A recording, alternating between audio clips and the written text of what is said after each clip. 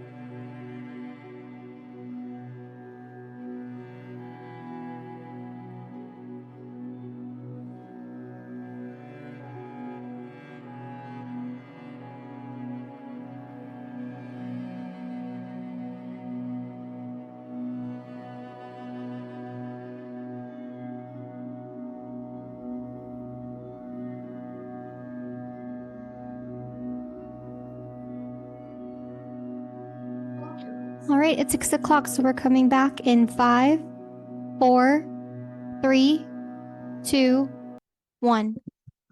Good evening. I'm Bernard Green, Chair of the Brookline Select Board, and this is the regular meeting of the Select Board for August 19, 2025. And this will be our last meeting of the month, right? Yes, and before Okay. the warrant closes too.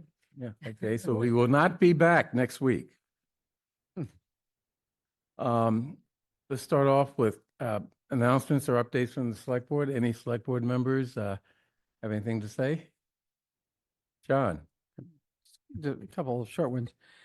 First of all, I just want to say if people are, watching tonight and have not yet experienced the farmers market, it's continuing for several more weeks, and it is really one of the great sort of features of summers in Brookline. And it's in the Center Street parking lot.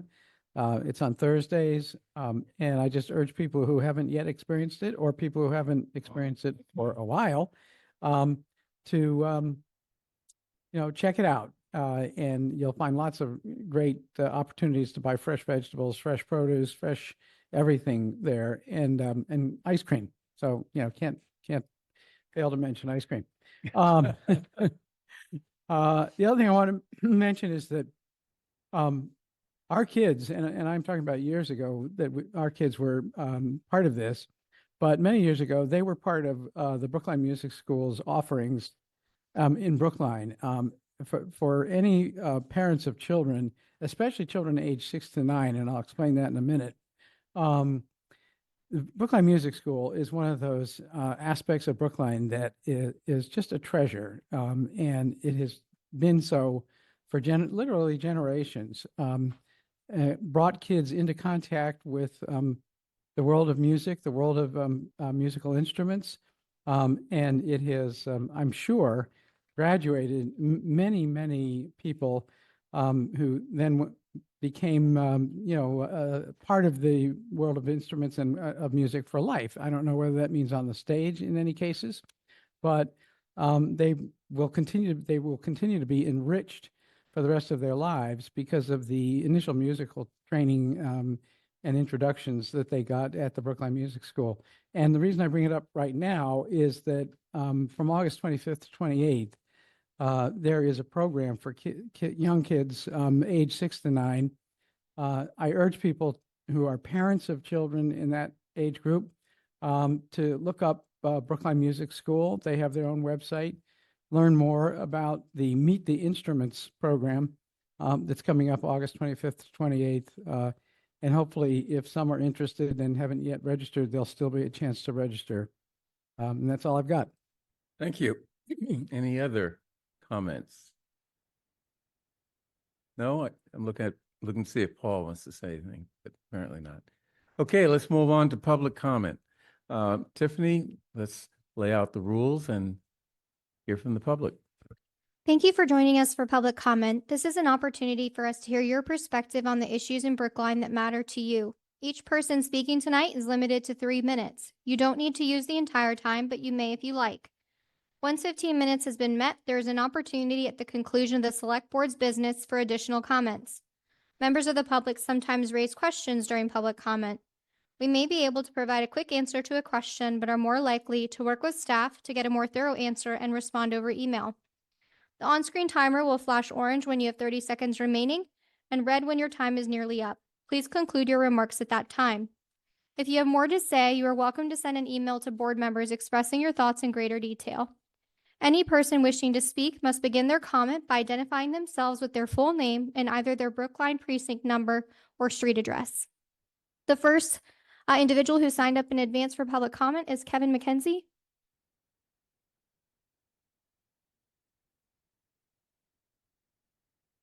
Hello, my name is Kevin McKenzie. I am a town meeting member for Precinct 13 and chair of Brookline's Commission for Diversity, Equity, Inclusion, and Community Relations, though I am not speaking in that capacity.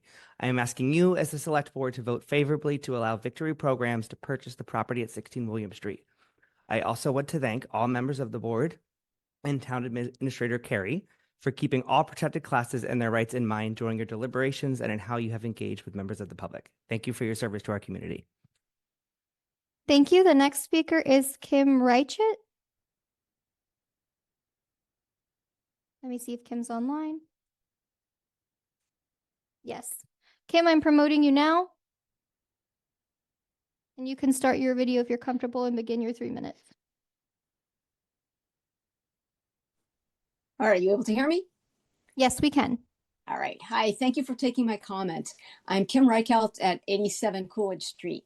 I'm here to speak about the 40B proposal for 429 Harvard. Others have spoken before about many issues: the congestion, the parking, the massing, the architecture, the rodents, etc. I'm going to focus on just two, mostly one.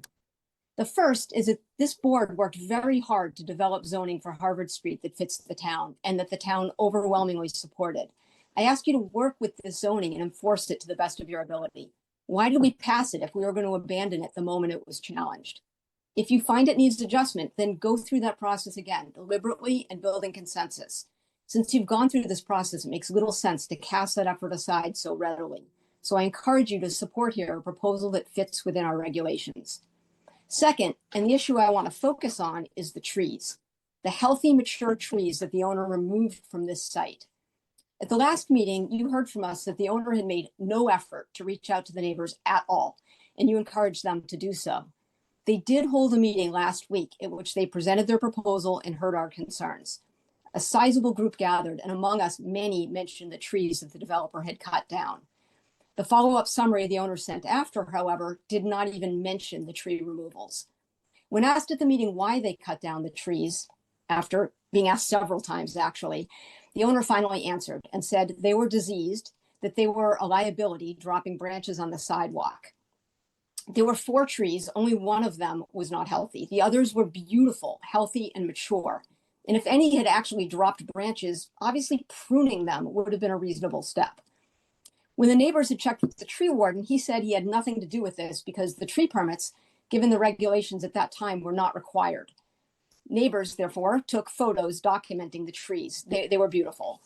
So I'm not saying that the tree removals were unlawful. Unfortunately, they were allowed at that time. What I am saying is that the owners were not being transparent with us. I believe the truth is the trees were taken down because the owner knew that soon he would not be able to take them down so easily as regulations were being developed. So we rushed to do it while the regulations still permitted it. Maybe a good business decision since it was legal and to his advantage. I just wish he had admitted it. Now the owners will tell us not to worry about all the problems with the design. They'll work with us. So you and we are being asked to trust that this owner will listen to us and deal with us in good faith and be honest with us. And that does not appear to be something we can count on. Thank you. Thank you. The next speaker is Orit Avni Burin. After Orit will be Susan Freed. Good evening. My name is Dr. Orit Avni Baron. I'm a psychiatrist and a women's mental health specialist. I'm a former Harvard psychiatrist. I started my own women's mental health service at Brigham and Women's Hospital and was the founding and acting director for 9 years. I'm also a resident of Brookline over 22 years now, and I live on William Street, Precinct 9. And I'm here to talk about the plan to put a sober house on William Street. Specifically, I think you've heard a lot of concerns about the sober house. I want to start with compassion. I think that as a psychiatrist, I know firsthand that addiction is a disease. It's not a moral failure. It's not, I don't think anybody here passes judgment on potential residents. However, compassion should include risk. And looking risk in the eye and assessing what the risks are for women in this program and people outside of this program, neighbors, the elderly, people who live in the neighborhood, the young children who go to school across the street, and the kids who go to, I think, an after-school program also across the street. As a psychiatrist, I'm a mandatory reporter. And I've had the very unfortunate situations where I had to report a mother more than once. But in particular, I remember one mother who was a very devoted mother who succumbed to substance abuse. And I had to report her because she put her child in danger. Women in particular, when they lose custody of their children, their addiction problems are more severe on average than other people who suffer from addiction.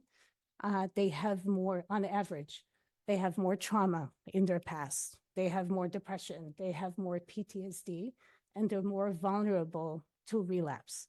I'm concerned about what I've heard about the Victory programs.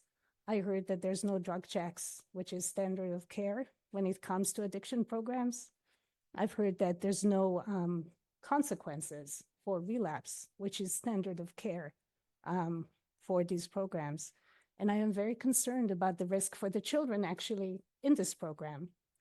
The women's themselves, and I know Victory programs are very highly they're reputable. They do their best, but those kind of components are of concern when they're not present. The women are at risk, the children who live with them may be at risk, and the neighborhood as well could be at risk. I don't think anybody here thinks that those people are bad people. I mean, people, future residents, if the sober house takes place, and I urge you to listen to us. We're not just crying wolf, we're concerned, and there's studies that show that we're right. Thank you. Thank you. The next speaker is Susan Freed. After Susan Freed will be Bob Moran.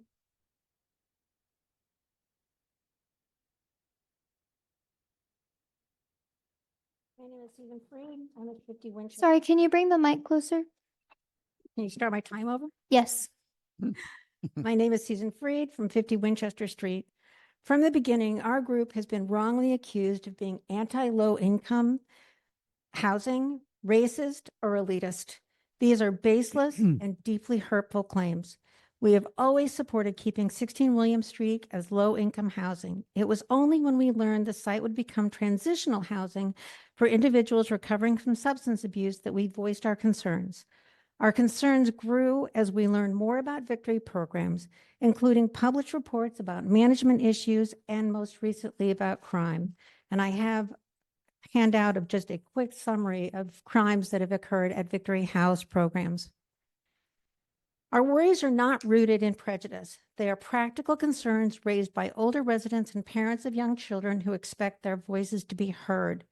We have stated repeatedly, we are open to solutions. We have questioned why the funds already in the town budget were not considered for alternatives more aligned with the low-income housing mandate.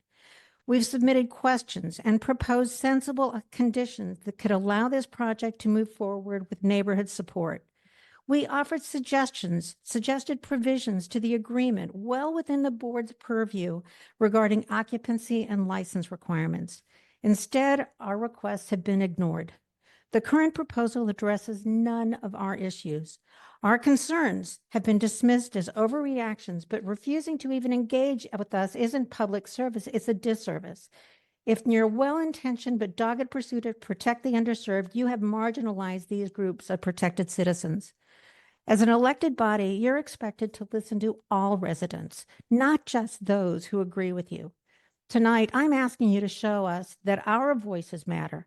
Work with us to find safeguards to protect vulnerable populations while respecting families living nearby. That's what true leadership looks like, and that's what our community deserves. I have a copy of our petition with 300 signatures. I'm happy to leave them with you, and I will send them to you electronically as well. Thank you. The next speaker is Bob Moran.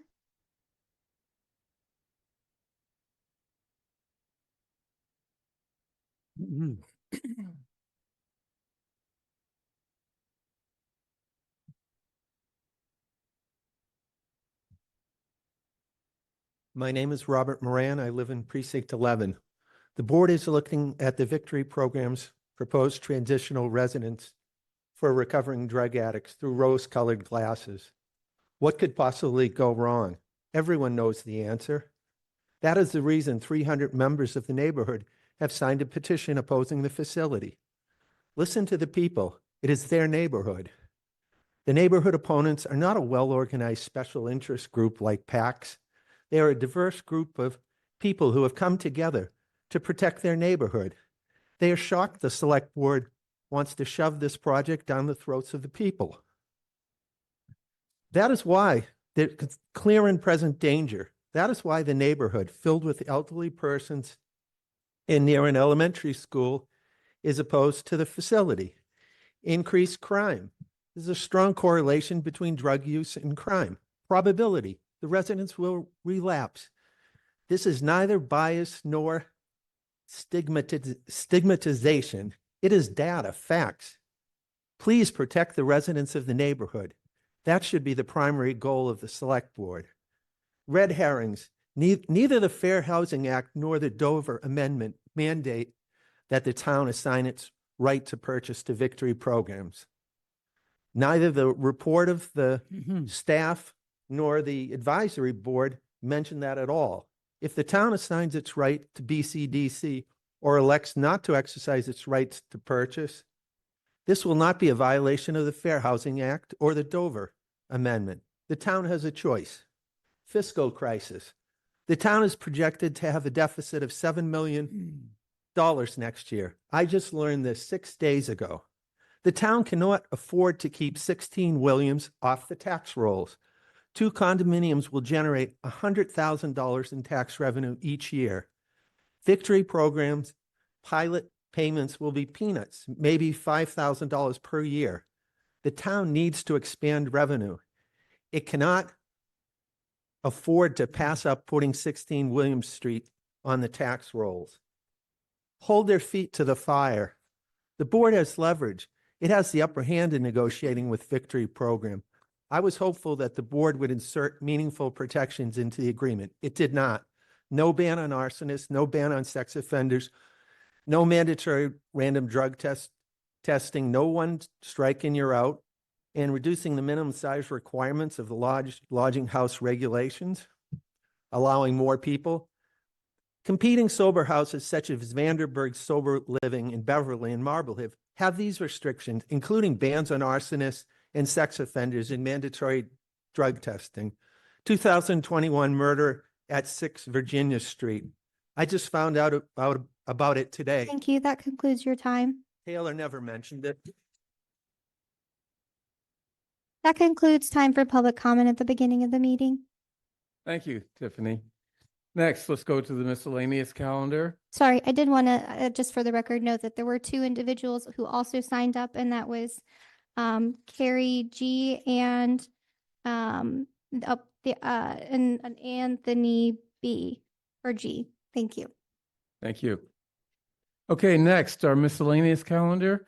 Let's start off with approving the meeting minutes from August 5th, 2025. Any corrections from the select board? Okay, I move approval of the minutes from August 5, 2025. All in favor, please indicate by saying aye. John Van Scoyac. Aye. Paul Warren. Aye. David Perlman. Aye. Michael Rubenstein. Aye. Chair votes aye.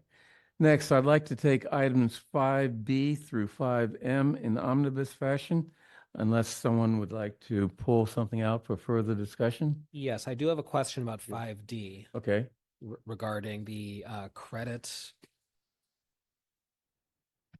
the Change change order for credit. Gilbane. Right. Yeah, that refers to punch list Driscoll. Yeah. Right. I just do have a question about that. Okay. You want to? Sure. So essentially, I'm a little bit concerned that offering a credit for unfinished work, what guarantee do we have that it'll be quality work? Who will be doing it? Who's going to follow up and making sure that happens? Why isn't it being completed by the original contractor? Melissa, do you have the answer or? I don't, I'm not. Chaz? Chaz is raising his hand. Chaz? So sorry, Chad Carey, town administrator, and I apologize. That my camera is off here. I'm just trying to preserve bandwidth. So a credit change order is historically for items that were not needed to be completed or that came in under budget. So it's not that we're taking this money from Gilbane and giving it to another contractor. It's that it's being taken out of their budget because it's not needed. So that's not a situation where we're going to be asking someone else to utilize that money. But it says for defective work. So for unfinished punch list items, defective work, and credit from insurance for non-completed work. So it's work they didn't. It's either work they didn't do, or work that we asked them not to do, or work that didn't necessarily meet our standards. In either of those cases, regardless of whether or not Gilbane So Gilbane is not going to complete, either Gilbane will complete that work and not charge us, or another contractor will complete that work. But it's not a situation where, if we needed to complete that work at greater expense and there was a contractor fault involved, then yes, we would pursue the contractor for the difference between the amount of money we had to spend to complete the work and the amount of money that the contractor was due to have the work done for. I see a quizzical look on Michael Rubenstein's face. So Administrator Carey, I'm confused now as to whether or not this work is unfinished and due to be completed, or there is no remaining work to be completed. Could you clarify? I am not sure on this particular set of work whether it remains to be completed. I would assume the answer is no, but I would defer to the project lead on that. I can ask Lap Yan to comment on that when he comes to speak about the other projects, and I will make sure that that gets back to you. Okay, so you want to pull that off the agenda? I'd like that, Okay. yes. Okay, and Lap Yan is coming to our next meeting, not tonight, right? That's correct, I believe. Okay, and I assume there's no deadline that has to be met on this? Oh, I don't believe so. Okay. Okay, we'll take that up at the next meeting. So, any other items? Thank you. So I move approval in omnibus fashion of items 5B through 5C and 5E through 5M. All in favor, please indicate by saying aye. John Van Scoyac, Aye. Paul Warren, Aye. David Perlman, Aye. Michael Rubenstein, Aye. and chair votes aye. Okay, next, our regular calendar. I'm sorry. If I may, could you individually announce the minutes that we're releasing for executive session for the public? Yes. Sorry. Okay. Okay, so we're announcing the decision of town council with respect to the release of executive session meeting minutes from January 1st through July 1st, 2025 for purposes of disclosure. So January 14, we are releasing. January 28th, we are releasing. February 11, we're withholding. March 25th, 2025, we are withholding page 1 and releasing page 2. April 1st, 2025, we're withholding. April 8, 2025, we are releasing page 1 and withholding page 2. April 15, 2025, we are withholding. May 13, 2025, we are withholding. June 4, 2025, we are withholding.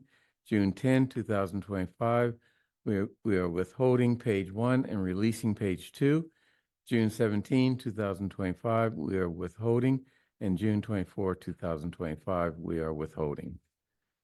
Any questions from the board on that? Okay. Okay, so we've already voted that, and let's go on to boards and commissions interviews. We have one interview for the Housing Advisory Board. William Fagan, is he in the, okay, come up to the microphone or podium, and before you start, I just want to, as I've done before, I'd like to begin with what we should be looking for in a candidate for town boards and commissions. In general, I think each select board member should be looking for 4 things. Does the applicant have the skills and background that is required to be successful on the board or commission? Does the applicant have good ideas and perspectives on the work of the board or commission? Does the applicant bring relevant diversity to the board or commission to ensure that all communities are represented in the work the board or commission does on behalf of the town? And 4, can the applicant work effectively and respectfully with other members of the board or commission and with the town staff that will be working with them? To evaluate candidates, we'll gather information on these areas from the application submitted, the interview, and from town staff or current members of the particular board or commission. So introduce yourself with your name and why you're interested in being a member of the Housing Advisory Board. William Fegan, High Street, Precinct 5. Could you talk directly into the mic? Sorry. Okay. Can you hear me? Yep. William Fegan, Precinct 5. I'm interested in working on the Housing Advisory Board because I'm a lifelong resident, essentially a lifelong resident of Brookline. Live in Brookline Housing Authority Development, High Street Veterans. I've worked for a number of nonprofits that help people with rental assistance and homelessness prevention. I have a very deep interest in town government. I have followed the annual reports and financial plans for almost 2 decades.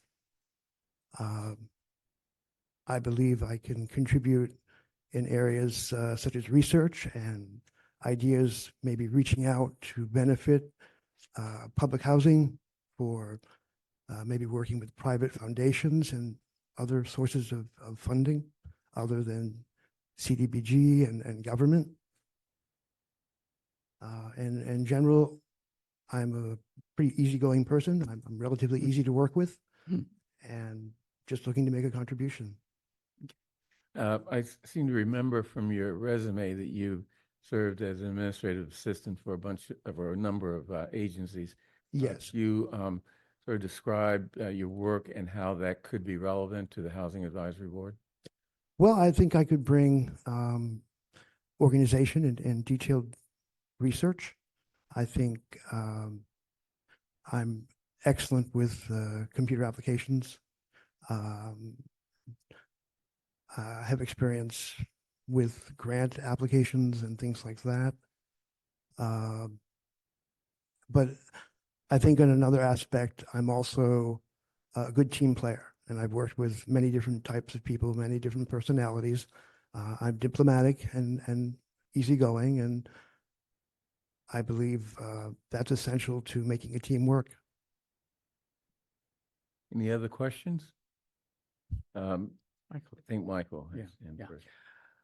First of all, thank you very much for your service and also for your application.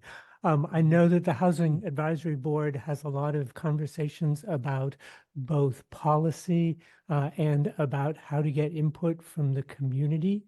And I'm wondering whether you could share any ideas about those two challenges of the Housing Advisory Board. I believe a website, a web portal would be a great conduit to gather information and those opinions. I think surveys, data collection, what issues are important to people, whether they're in BHA properties or other types of low-income, middle-income housing. Thank you. John? I'm just looking for some clarification, and maybe Tiffany could provide it, or maybe others. We have at least one position on the Housing Advisory Board that's reserved for housing. We have authority two. that are tenants. We have reserved. two. Mhm. And is William applying for one of the tenant positions? Correct. That's okay. That's the only one- vacancy on the Housing Advisory Board right now. Yeah, great. And so, if you know, do you call, are you called Bill. Bill? Yeah, Bill. okay, Bill, thanks. Bill. Bill, do you want to comment just in particular on, the particular role that someone from the Housing Authority, who's a tenant of the Housing Authority, can Housing play? Advisory Board. No. He's a Oh, okay. I'm Housing sorry. Authority I'm sorry. tenant. Yeah, You're right. can play as a member of the Housing Advisory Board. Well, I think in terms of knowledge, I've gone through the Brookline school systems, the elementary school, the high school. I've watched the community grow and change over the years. And I think my knowledge and interest, ever since I know it was built in 1950, my development, it was the old Eliza White estate. And I know it was laid out by the Olmsted Company when it was designed. And that's one of the things that stuck out to me, was that there's always been a large amount of green, grass, trees, foliage. Yeah. But in terms of, I think would be very good at collecting opinions and gathering information and being sort of a conduit between the tenants and the town. Great. Thank you. Michael, I'm sorry, David. I notice in your application, you talk about how you're interested in performing an in-depth analysis and study of the current housing stock and how to expand affordable housing opportunities. Can you talk a little bit about what your past experience is in engaging in that effort, or what it is specifically you would want to do to pursue that analysis? I believe conducting surveys again would be essential. Getting input from tenants, researching and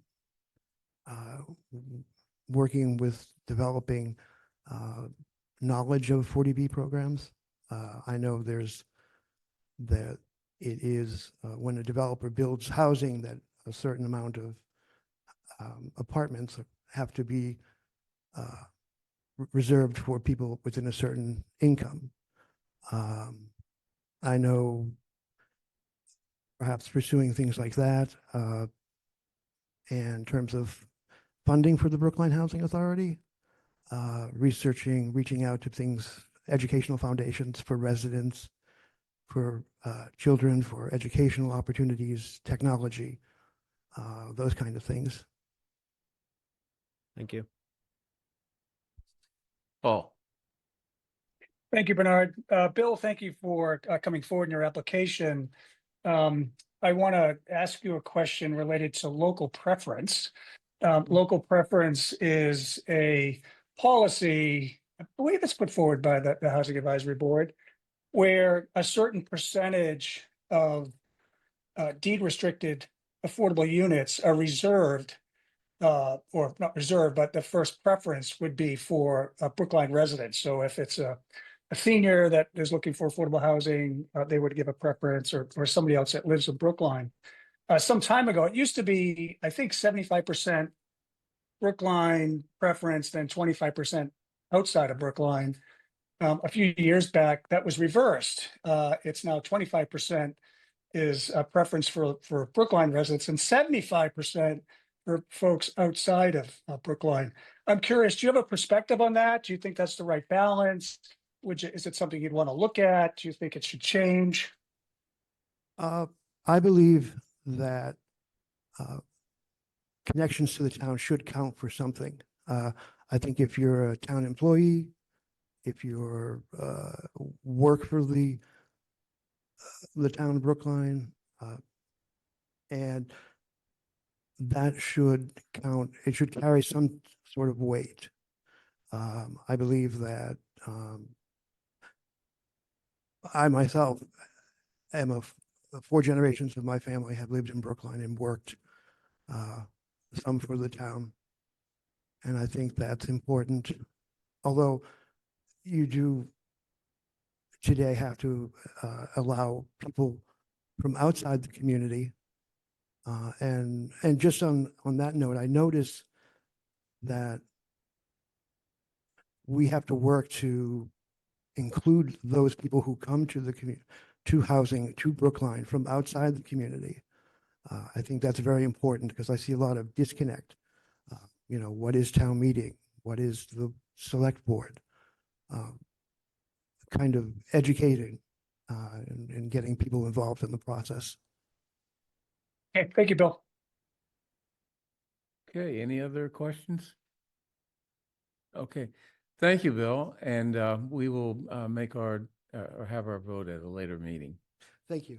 Thank you. Thanks, Bill. Thank you. Okay.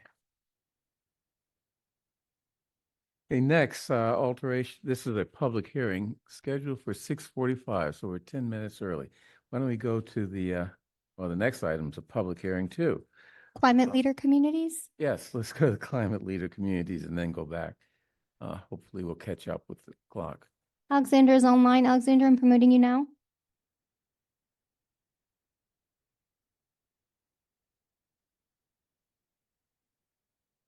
Alexander, you've been promoted.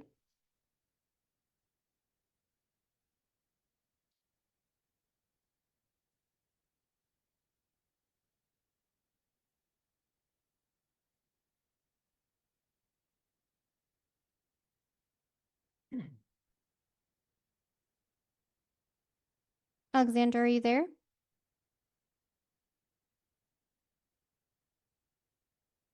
We might just need a moment then. What about item 15? I think we can take care of that one pretty quickly. The Okay. select board sponsored warrant articles. This is an item that we normally put in front of the board before the warrant closes, just to make sure that there aren't any warrant articles that the board might be working on with a committee that may be filed on behalf of the board. At this time, I'm not aware of anything that would be filed outside the norm, but just wanted to give that opportunity for the board to share anything that might be coming this fall. Anything? Paul? Oh, that's not your hand. I see Chaz's hands up.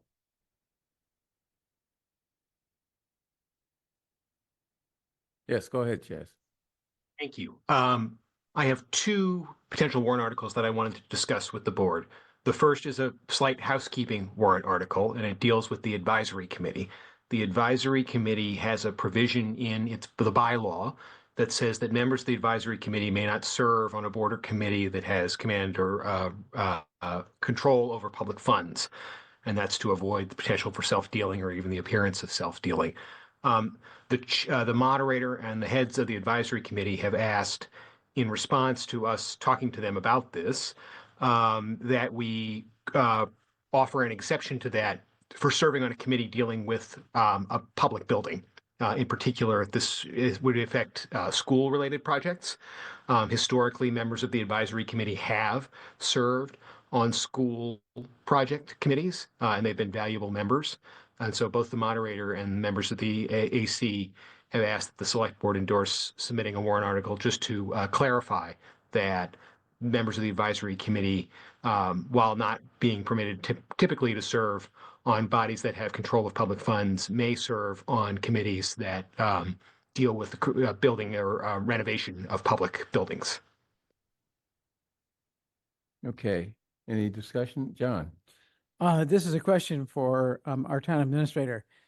My understanding is that there is also a question that has been raised as to whether there should be an exception for the Council on Aging on the basis that it does not have fiduciary responsibilities.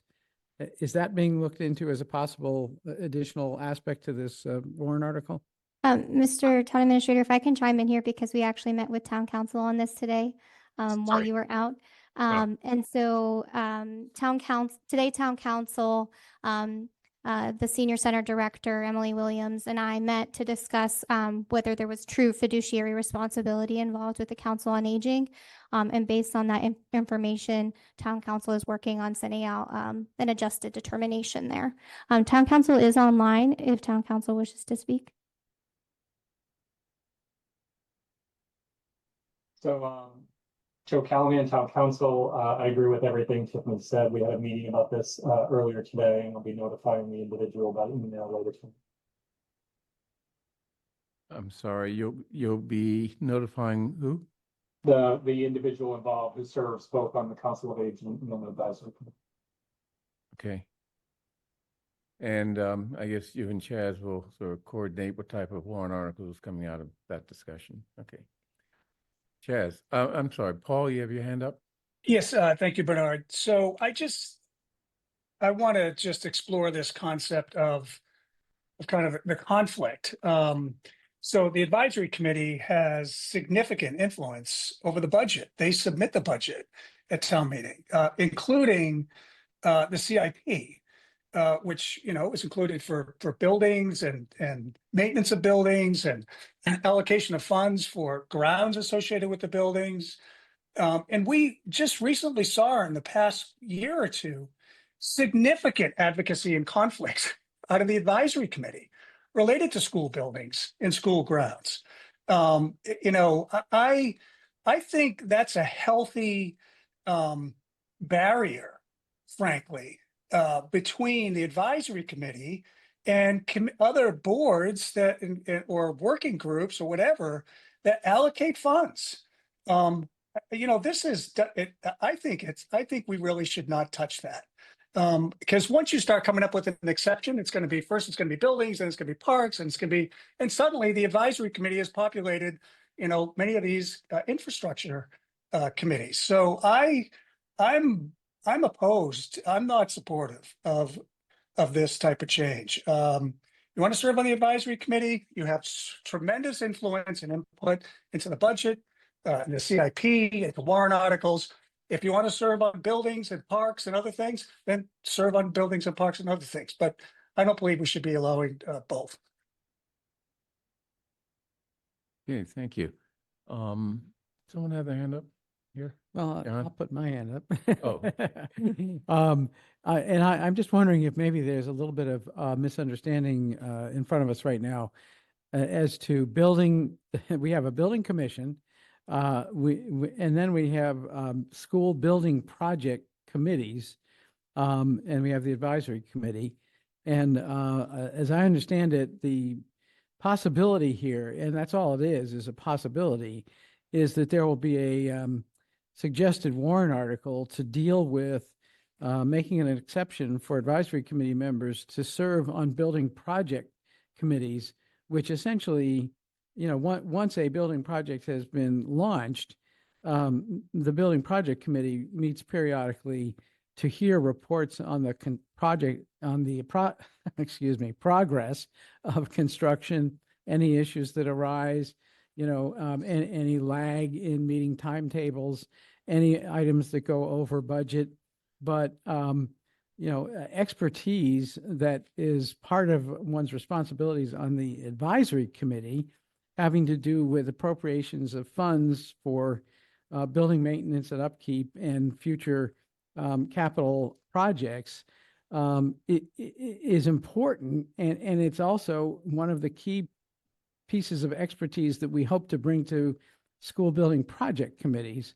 But I'm not sure there's a conflict of interest in those two things. That's just my opinion. Paul might have a different opinion, and that's why we need to discuss this before it becomes a warrant article. Yeah, so John, is it okay if I speak Yes, up, Bernard? go ahead. Thank you. John, I appreciate that there is expertise on the advisory committee, and that's one of the reasons why we asked them to serve on the advisory committee. But the advisory committee has tremendous opportunity to show up at any public meeting, provide that expertise through public comment, or the advisory committee could hold a subcommittee or an ad hoc subcommittee on a specific topic to give specific feedback. But to actually sit on the body that's going to be making the decision, this isn't just tracking progress. They make decisions on scope, size, budgetary, input, decision making. I think it's just there's too much there to be on both the committee that is appointed and voting to do something, and then also on the advisory committee that would then vote again to fund something. I think it's too much of a conflict, certainly for an appointed position that's not elected. Yeah. John. May I suggest that we could resolve this for now? Paul will forgive me by remaining sort of agnostic on whether we think such an article should be adopted by town meeting, but this is on our agenda in case there are proposals we haven't heard yet that might come from town administration. And I don't think we're ever going to get to have a full discussion of this unless town administration brings us a proposal, with the case being made as to why a possible exception should be made for advisory committee members to serve on building project committees.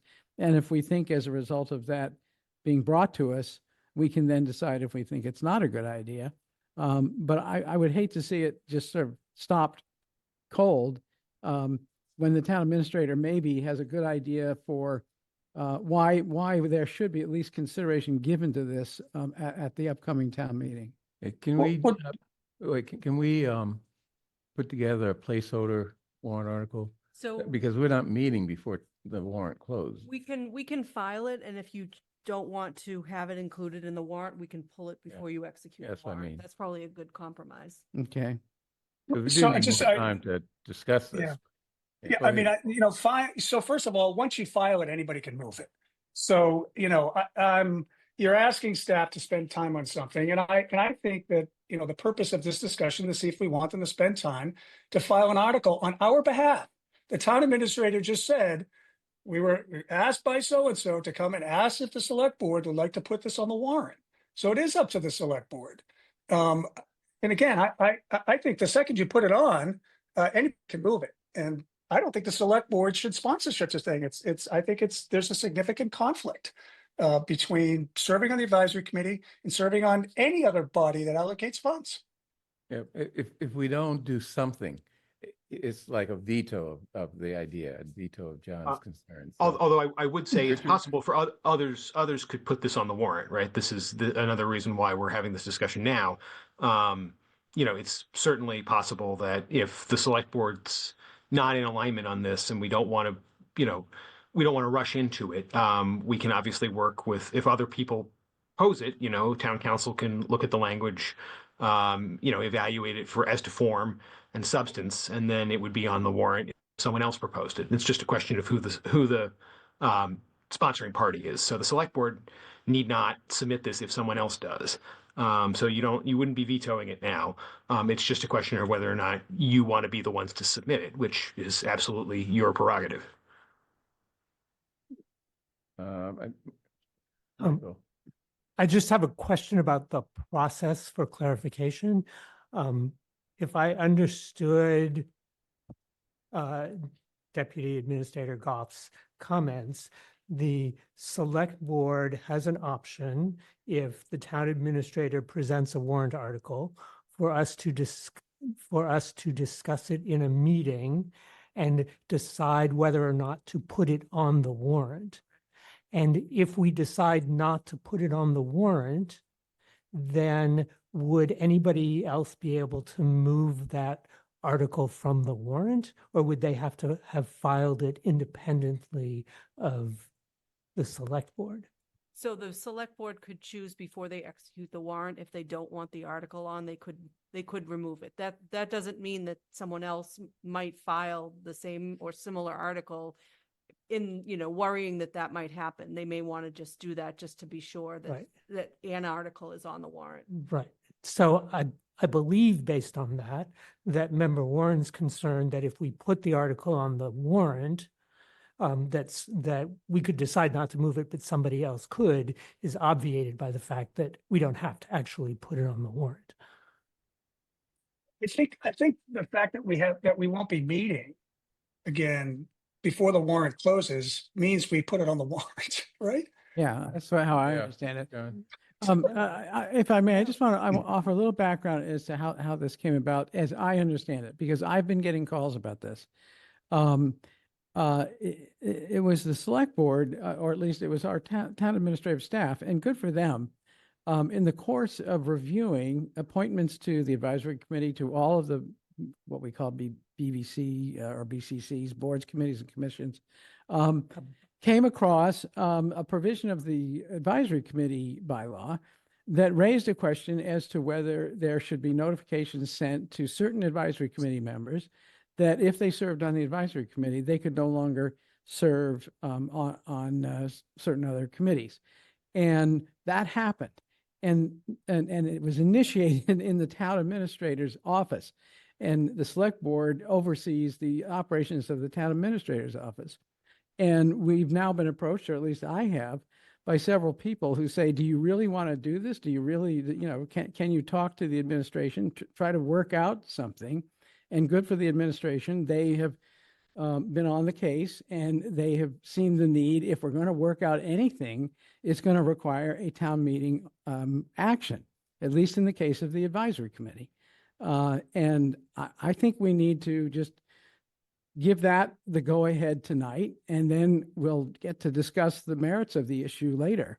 But it's clearly of concern to people who are serving currently, at least in one case, on a school building project committee and on the advisory committee. And I think we owe them an explanation as to why we would or would not go ahead with some kind of warrant article that would repair this. Because people have been serving on these school building project committees, even though they served on the advisory committee in the past. So we do need to get this stuff squared.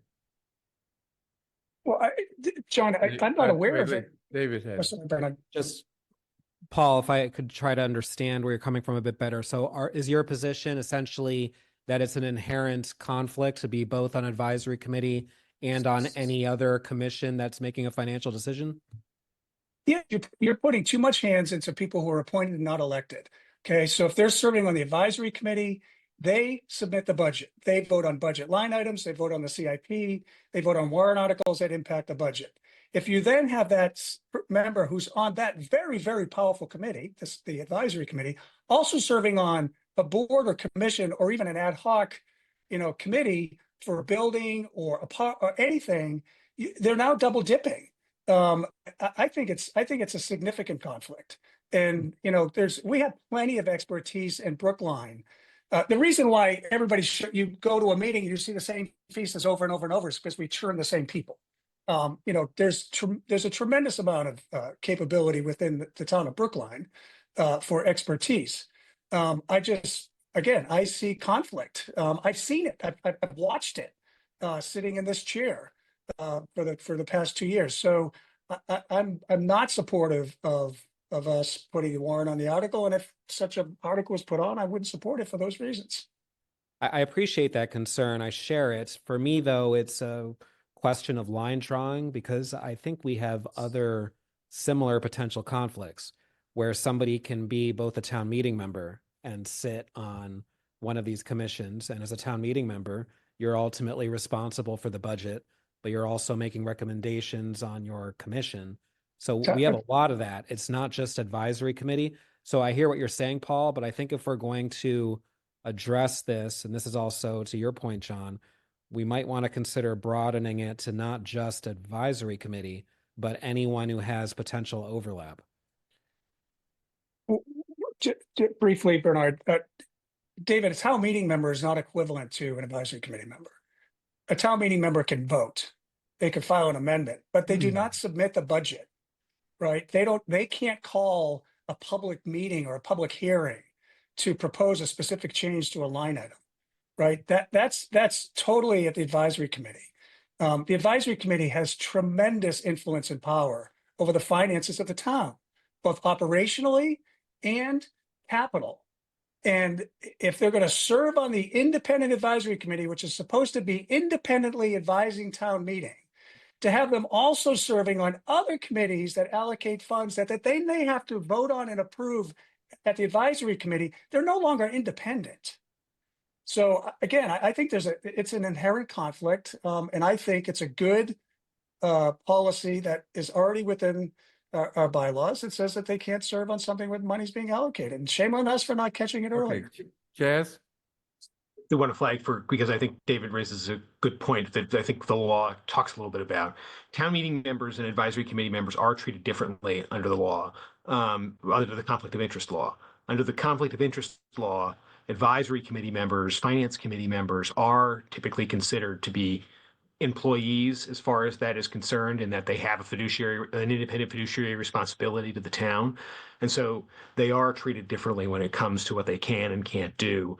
Town meeting members are treated more like members of the public. There are some restrictions on what they can and can't do, but they're much more limited than in the example of an advisory committee member. It's the difference between the appointment to a smaller public body that has fiduciary responsibility, and then the broader legislative body. Under state law, the broader legislative body is just not treated as stringently. And I think a part of that is because in some communities they have an open town meeting. If you vote at an open town meeting, if you vote for something, for example, that it would have a positive impact on your own property, are you creating a conflict of interest and so forth? And so for representative town meetings like what we have, the state has looser restrictions on what you can and can't do. With the advisory committee, it is stricter. Where does state law stand on this? Because it sounds like the proposal would be for us to exempt advisory committee members. It sounds like that's the direction this would go in. So does state law opine on this? The state law does say that if you have a conflict or the appearance of a conflict, that you can't do this. Brookline's bylaws take it a step further. We go beyond what the state conflict of interest law requires and says that you can't serve at all if you're an advisory committee member and you also want to be on a committee that then has control over public funds. And so That's in our bylaws. That's not in the state's laws. And so we could loosen that. But even then, advisory committee members would still be bound by the state conflict of interest law, which would prohibit them from, for example, taking a vote in something they had a direct interest on, even if they served on such a committee. John, go ahead. Just to get us past this, I would like to propose that we do request that the town administrative staff put a placeholder on the town meeting warrant and then bring to us their recommendation as to whether action is required that would deal with the question of whether serving on a school building project committee is a fiduciary conflict for members of the advisory committee, and should we stick with the bylaw as written, or shall we, possibly amend the bylaw to allow for participation on school building project committees of members of the advisory committee? That's my proposal. Can I Yeah. raise Paul? one point, Bernard? What John's requesting is that we file a warrant article, right? Right. And put it on the warrant. Now, we would have to execute the warrant. For us to say, no, we're not going to now approve something on the warrant. We've already filed it. We essentially, John is asking us to vote tonight to put something on the warrant without even seeing it, because we're not Okay. meeting again before the warrant closes. Okay, Melissa? So I think as another way to approach it, what we could do is, and we've done this before, we can have the warrant and have the articles filed as is, and then we can create an article but not file it. And then when you are looking to execute the warrant, if you want to insert it, you can open the warrant back up, insert it, and then close the warrant and then execute it. It's, that way for sure that it's not filed, and then you'll have a vote on whether or not you want to put it in. That's something that we've done before with, an article that may have been filed incorrectly. If you want to make a correction, we can, that's the mechanism that we use to correct articles Right. as well. Good. So we could also do a special town meeting within the special, right? Yeah, probably not this. Yeah. Well, just on that topic, there is a potential that we will be asking for a special within the special. One for the budget amendment. I think, it depends on the volume that we're going to be getting for warrants. We have segregated the budget amendment article when we've needed to make sure that we have, closed business pretty swiftly. But then also in talking with the planning director about the ADU work that's going on right now.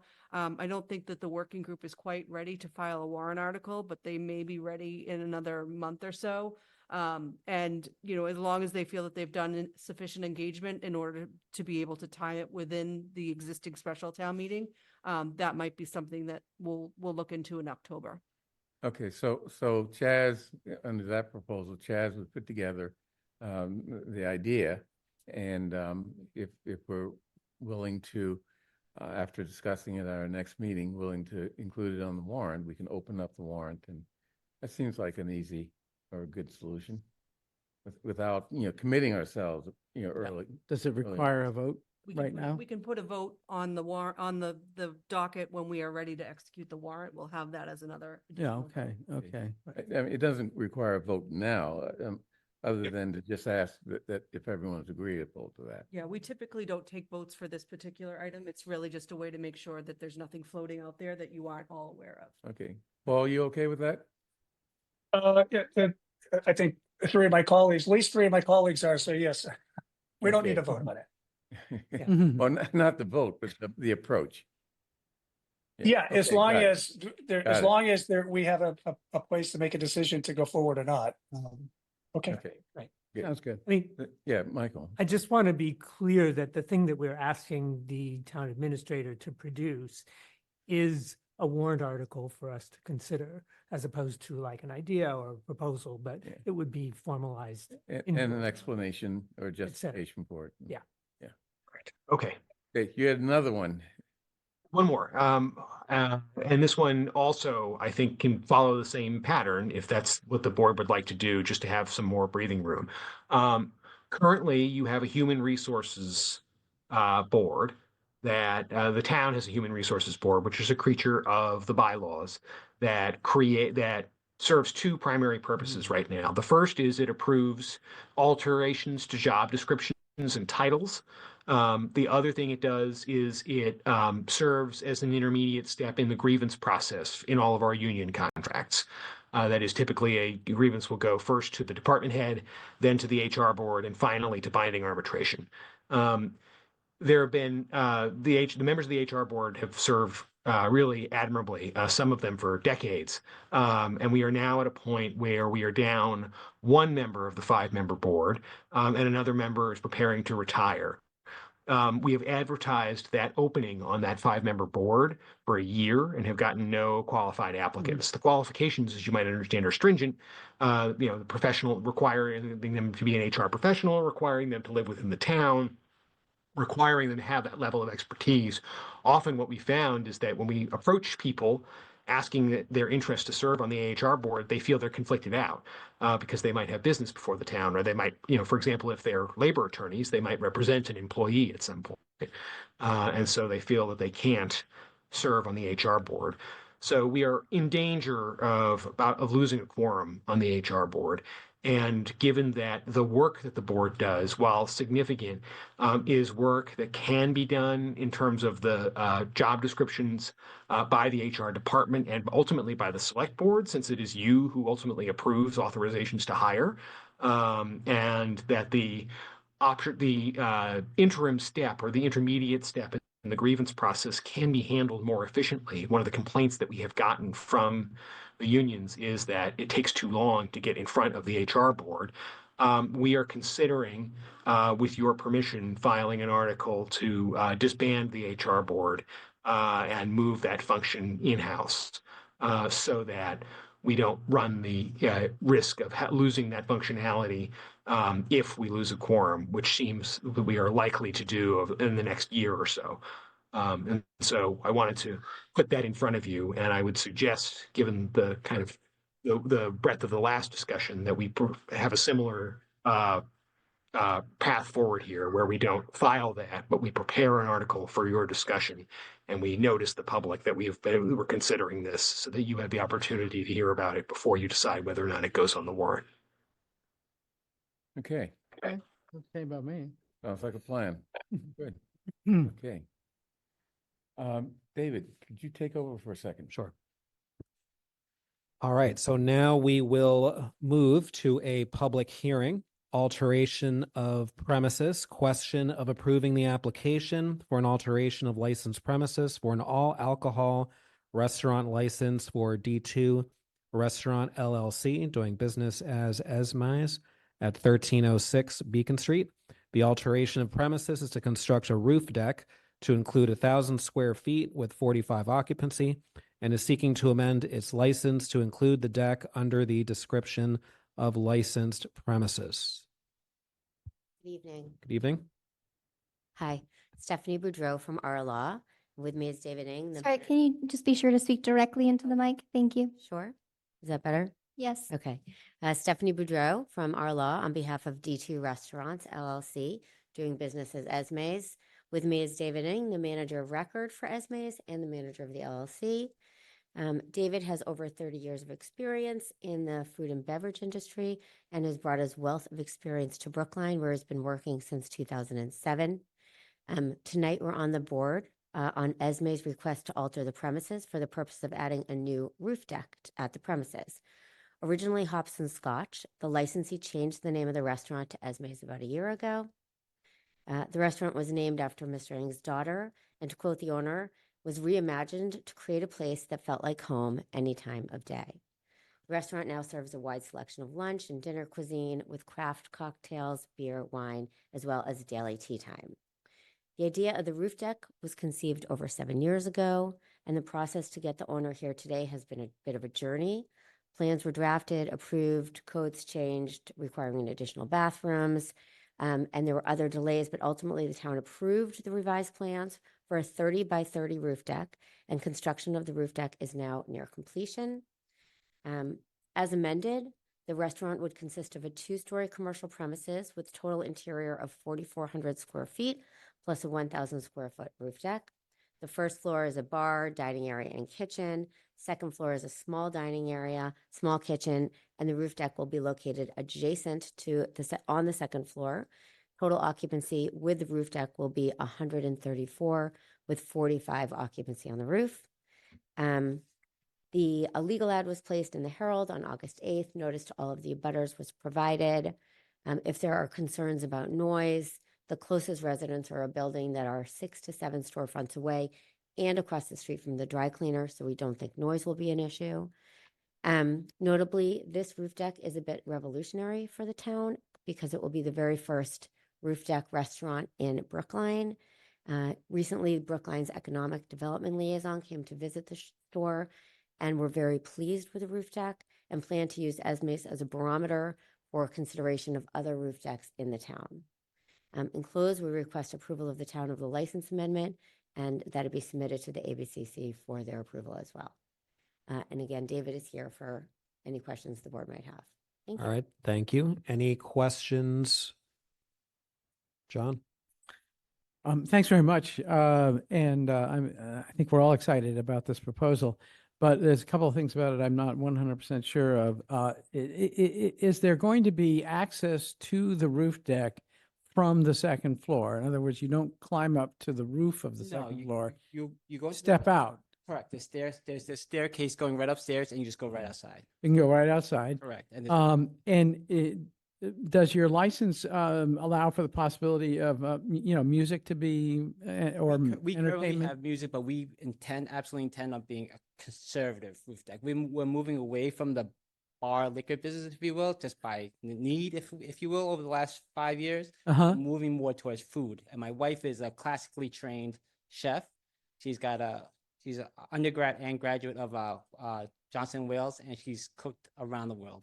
A year and a half in Hawaii, 3 years in France, to that effect. So we're moving more towards the food aspect of it, and not the whole bar aspect of it. Yeah, if that makes sense. But in terms of music, you're planning on there being like performances on the deck, Not performances, no.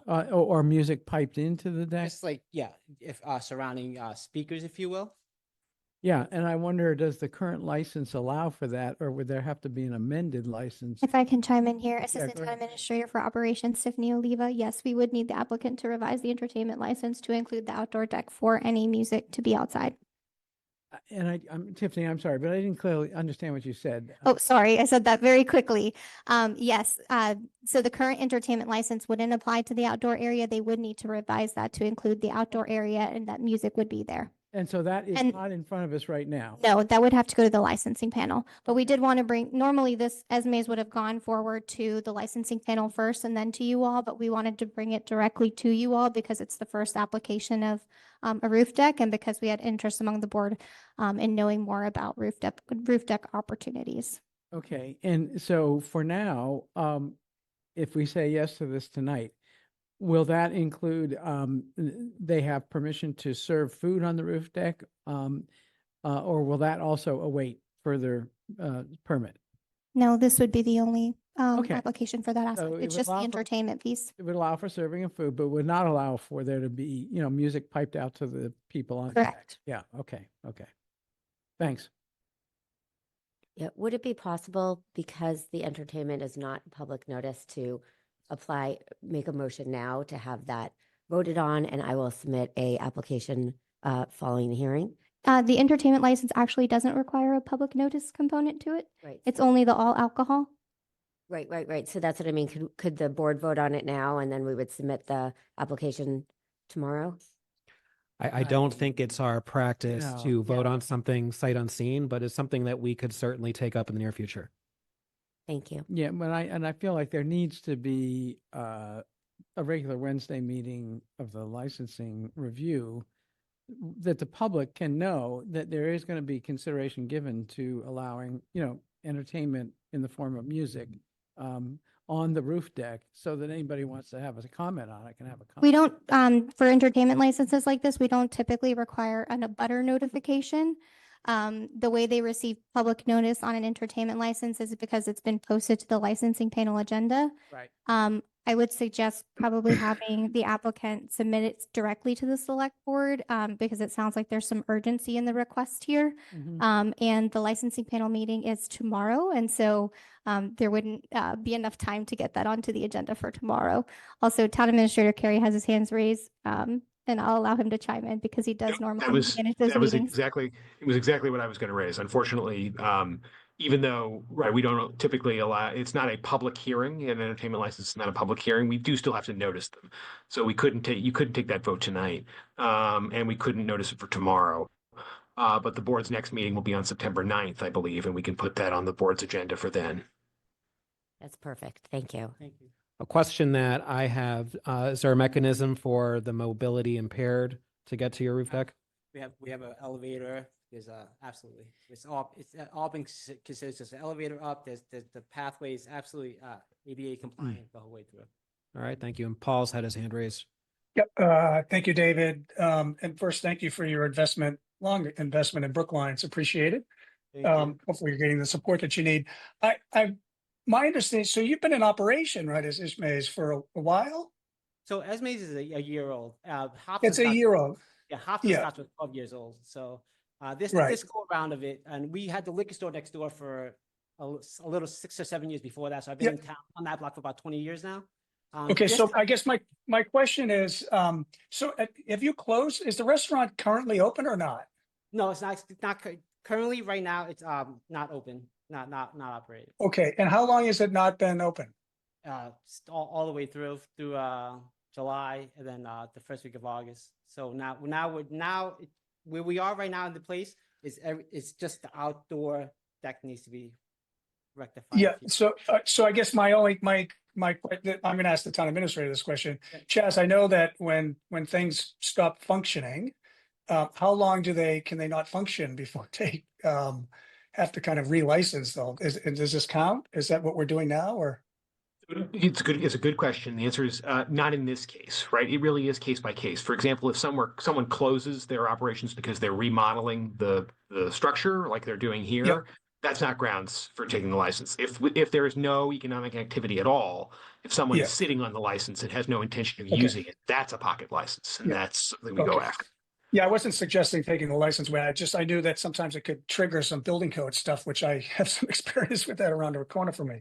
Okay, no, that's great. And so just to clarify, you're adding 45 additional seats with the roof deck in addition to the capacity car? Right. Correct. And we took away some seats from the interior and we added a bathroom upstairs as well. Okay, great. Okay, thank you so much. No worries. Continue. All right, any other questions by board members? All right, seeing none, this is a public hearing. So is anyone signed up to speak for this? There is no one who signed up in advance. Is there anyone online who wishes to speak on the alteration of premises? If so, please raise your hand using the raise the hand feature, or if in the room, please make your presence known. All right, we have about 14 individuals in the room, 34 online, and no one is indicating their desire to speak. All right, so how about discussion by the board? What do we think? Sounds good to me. It's a great restaurant. May I say a few words as well? I'm so sorry.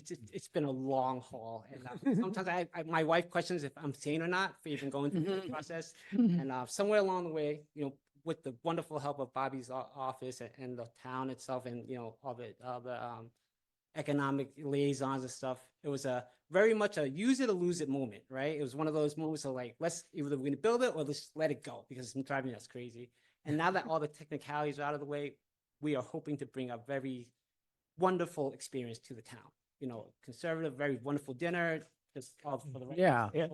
and our neighbors as well. And I know I was driving my crit, and my neighbor's crazy for a few weeks. I told him, please hold tight, please hold tight. It'll be great for all of us. We'll bring more foot traffic to this corner, and literally, transparently, that is the intention here. Yeah, that's great.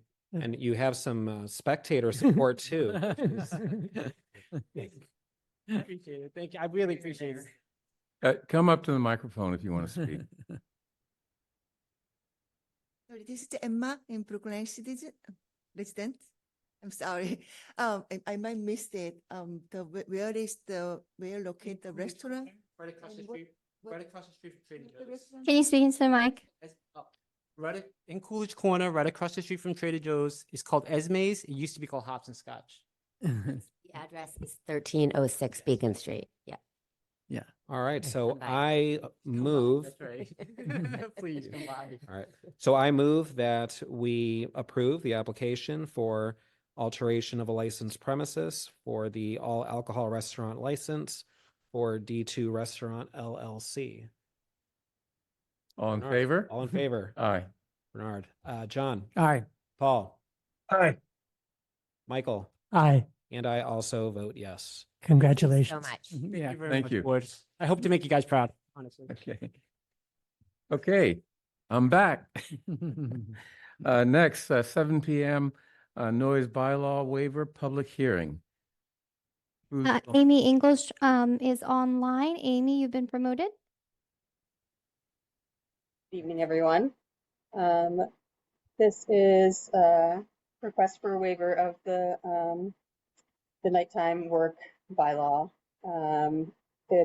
The project is essentially a rectangular rapid flashing beacon. You guys have seen with the flashing on either side of the crosswalk installation on Beacon Street near Strathmore.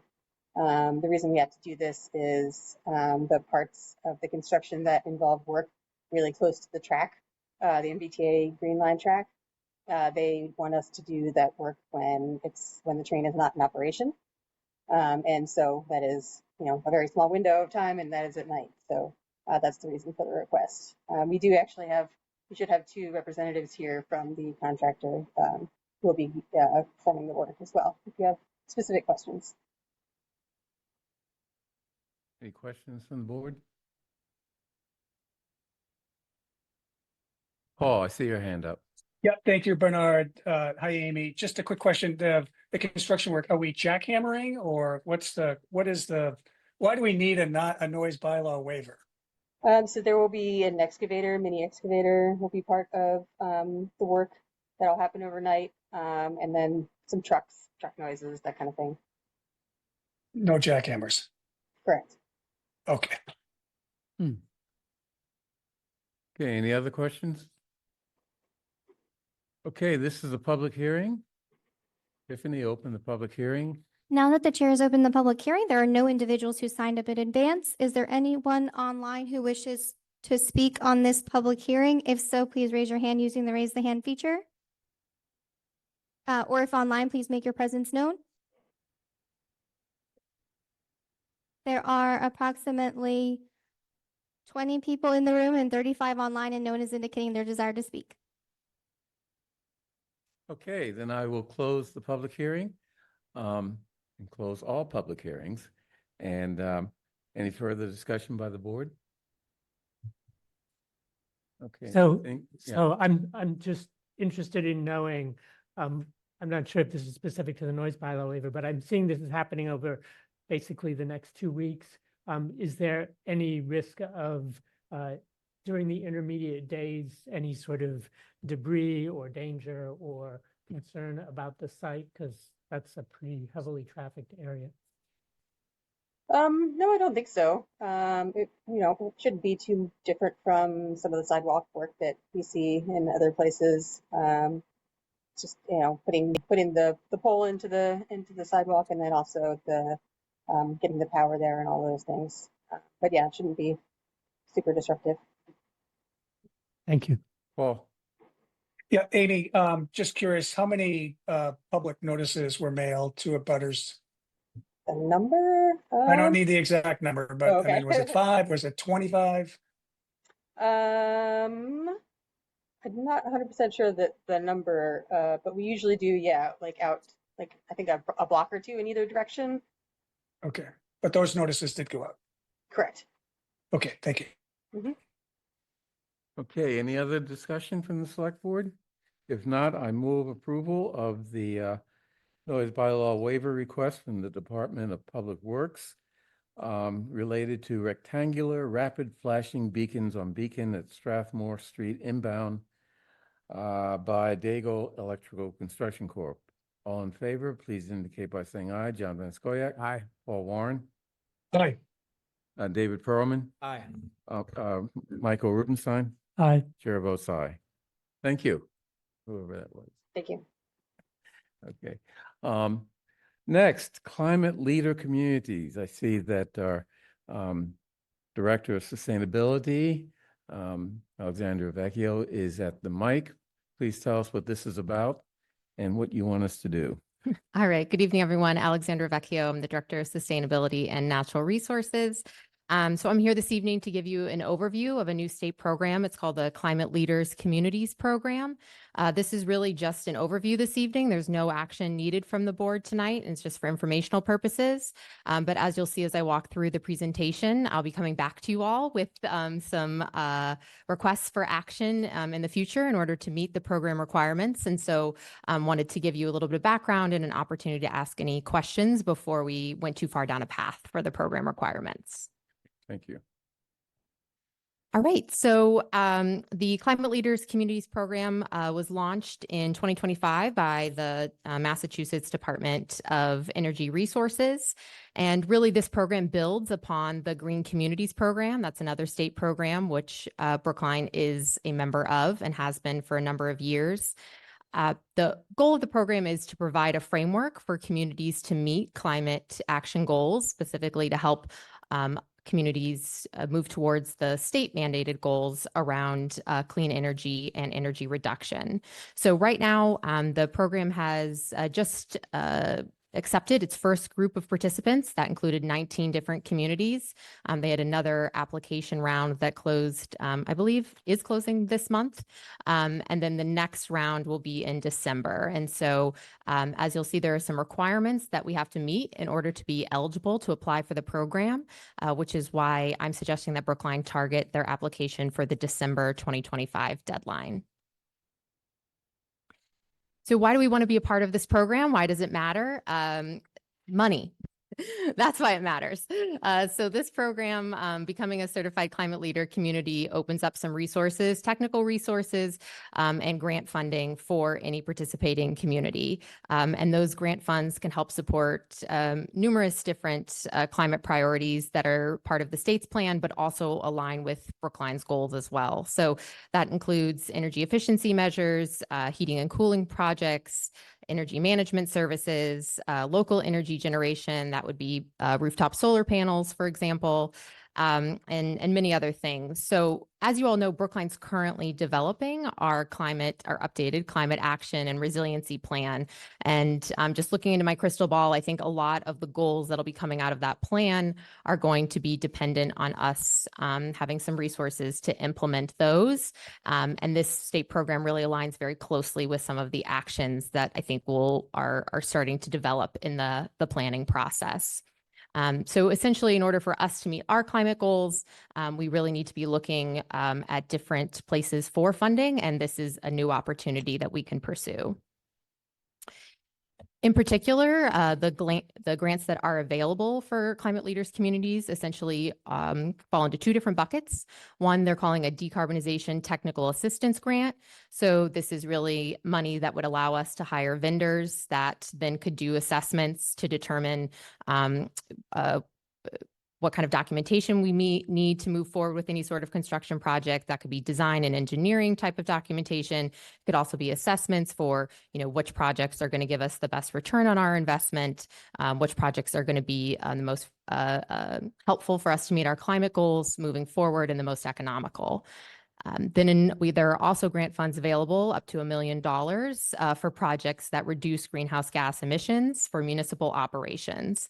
And so I should clarify that these grants are specifically for municipal operations. That means our building stock, our fleet in particular. So that could be anything from renewable energy generation on site, installation of heat pumps, any other electrification measures that really move us towards our decarbonization goals, essentially moving us off our reliance on fossil fuels.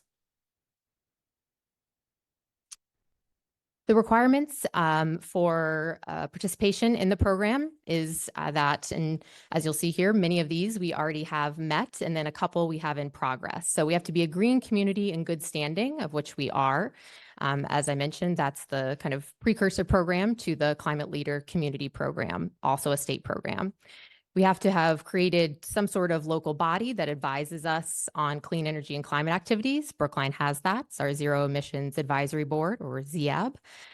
And then we have to demonstrate a municipal decarbonization commitment. And so we have a couple of different places that we've done that through various warrant articles and different policies, all that focus on our effort to be a net zero community currently by 2040.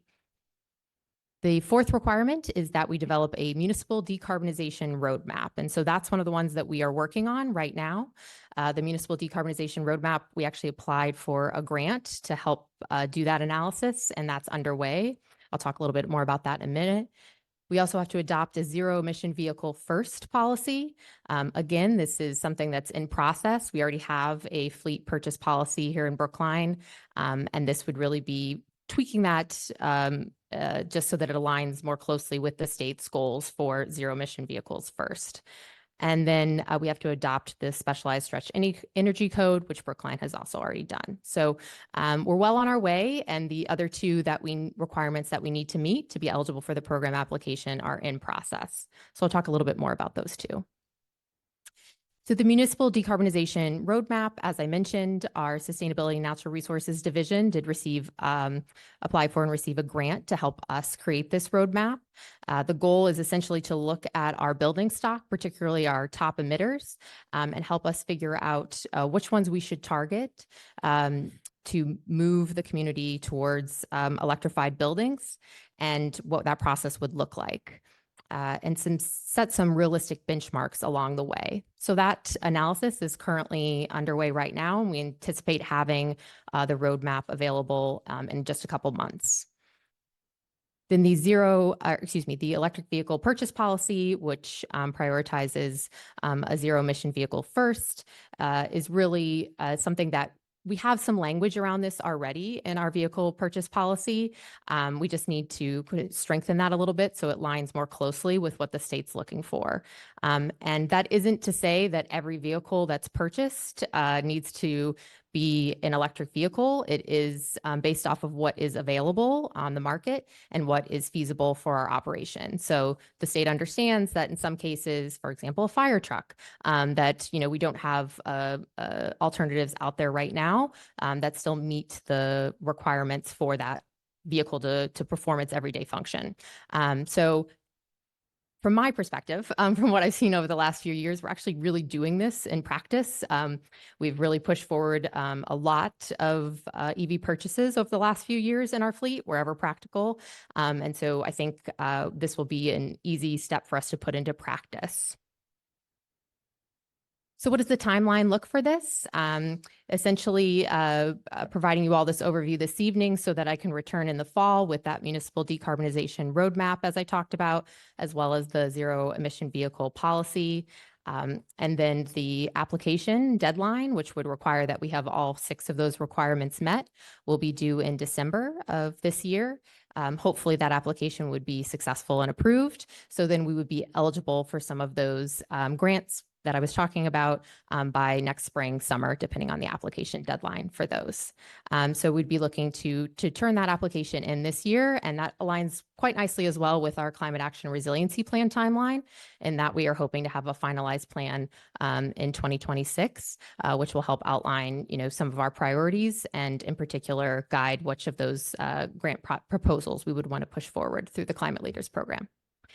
So that's all I have for you this evening, and I'm happy to take any questions on the program. What is that? That was not me. Okay, I just wanted to sort of hint to someone to turn off their whatever that was. Paul? Thank you, Bernard. Thank you, Alexandra. A quick question about the roadmap, the decarbonization roadmap. Are there any other requirements associated with that, either a time frame or a percentage of your buildings? Or is it just to have a roadmap? It's to have a roadmap that does take an approach that basically whenever there are any triggering events, which the state classifies as, you're already going to be replacing a roof or you're replacing an HVAC system in the building, that you're using those as the impetus for moving away from fossil fuels and towards building electrification and decarbonization. So it does give you, they take a zero over time approach is what they call it, to allow for some flexibility there, understanding that it's not going to happen all at once, but really asking communities to have a prioritization plan of which buildings they are targeting and which ones will really have the highest impact as well. So we would map any plans that perhaps the building commission or building commissioner has for renovating buildings, roofs, HVA systems, we would map that onto our decarbonization plan and associate those things?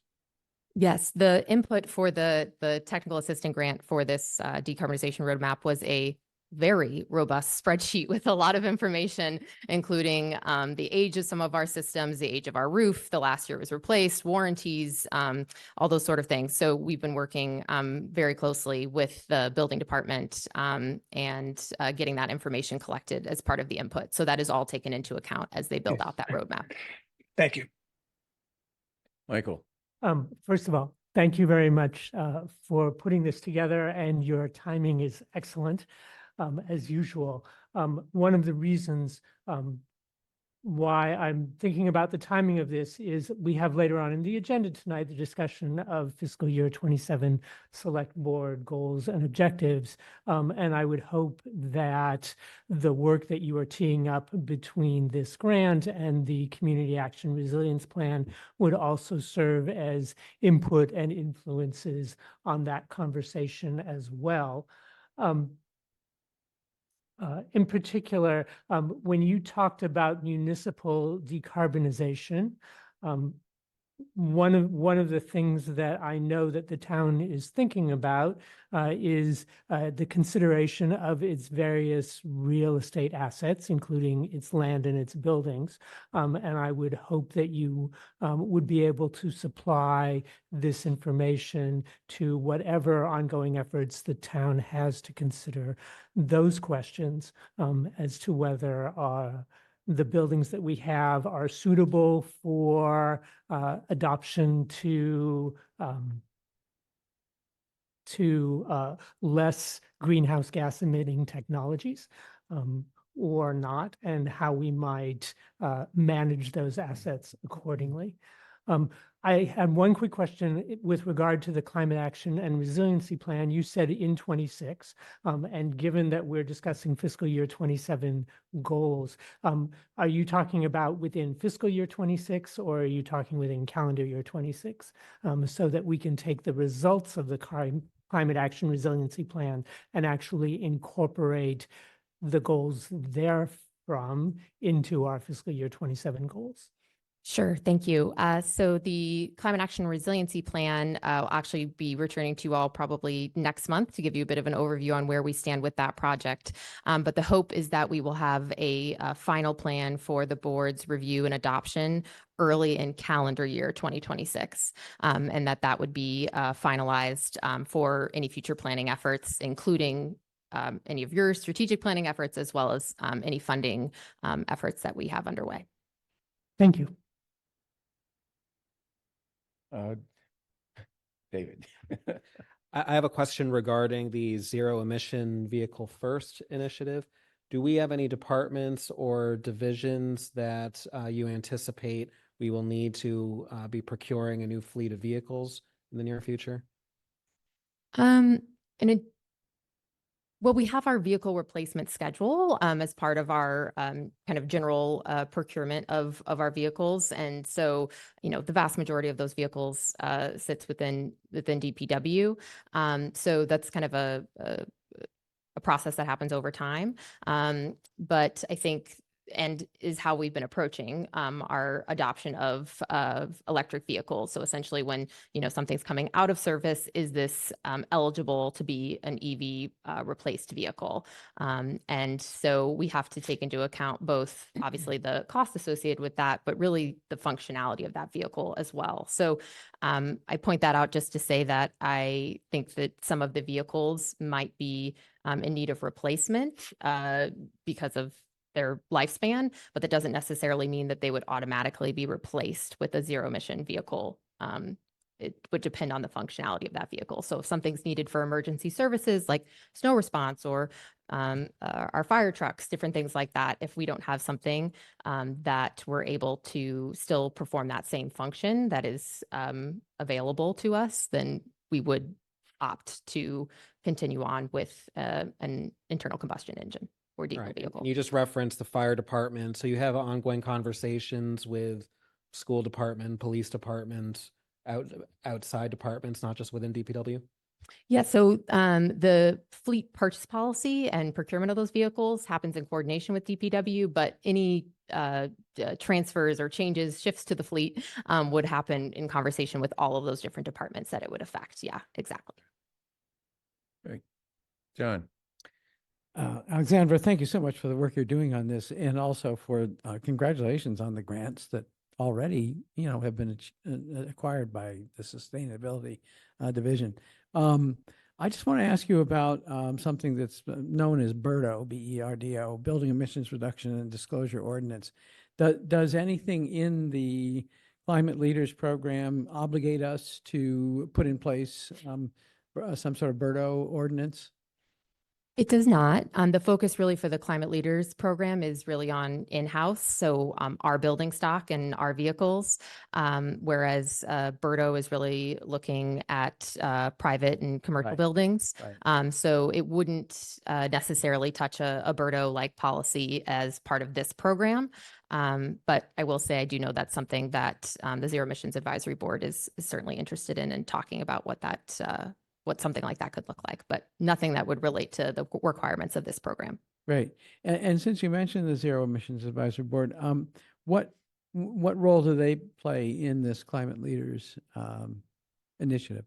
Sure. So they heard about this program several months ago, and I asked for their support both in pursuing the Climate Leader certification, and then they are helping both with changes to the policy itself for the zero emission vehicle first policy, and then also we'll be reviewing the content that comes out of that municipal decarbonization roadmap. So very aware, and they're really doing the technical review and drafting on these concepts before they come before the select board. Great. Great. Any further discussion? Thank you, Alexandra. Thank you all. Appreciate your time. We'll see you back here in a few weeks. Can't get rid of me. Yeah. Well, we don't want to. Yeah, what you're doing is very important. Okay. Okay, what do we have next on the agenda here? Okay. Oh, 16 William Street Lodging House. Let me start off by saying, Kara, are you coming up? Okay. Many of the concerns of neighbors to 16 William Street are very, very important, and we have, and we will continue to address them. But this discussion tonight, or this discussion around 16 William Street, has brought out some sentiments by residents that I find a little troubling. For example, unwelcoming statements about non-Brookline people. For example, questioning whether the program will serve enough Brookline residents. In my view, everyone, outsiders and insiders, have a right to live in and enjoy the benefits of our community. So the question of how many Brookliners there are in the program, I consider irrelevant.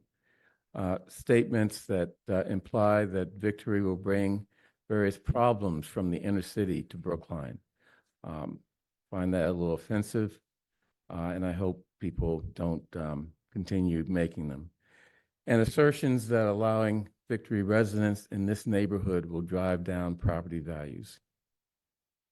Ironically, if people say that enough, it may well drive down property values, but I'm not sure that that's really a relevant issue in this discussion. I will note that our assignment of the right of first refusal to Victory, okay, I've just been given some materials. That's just a petition.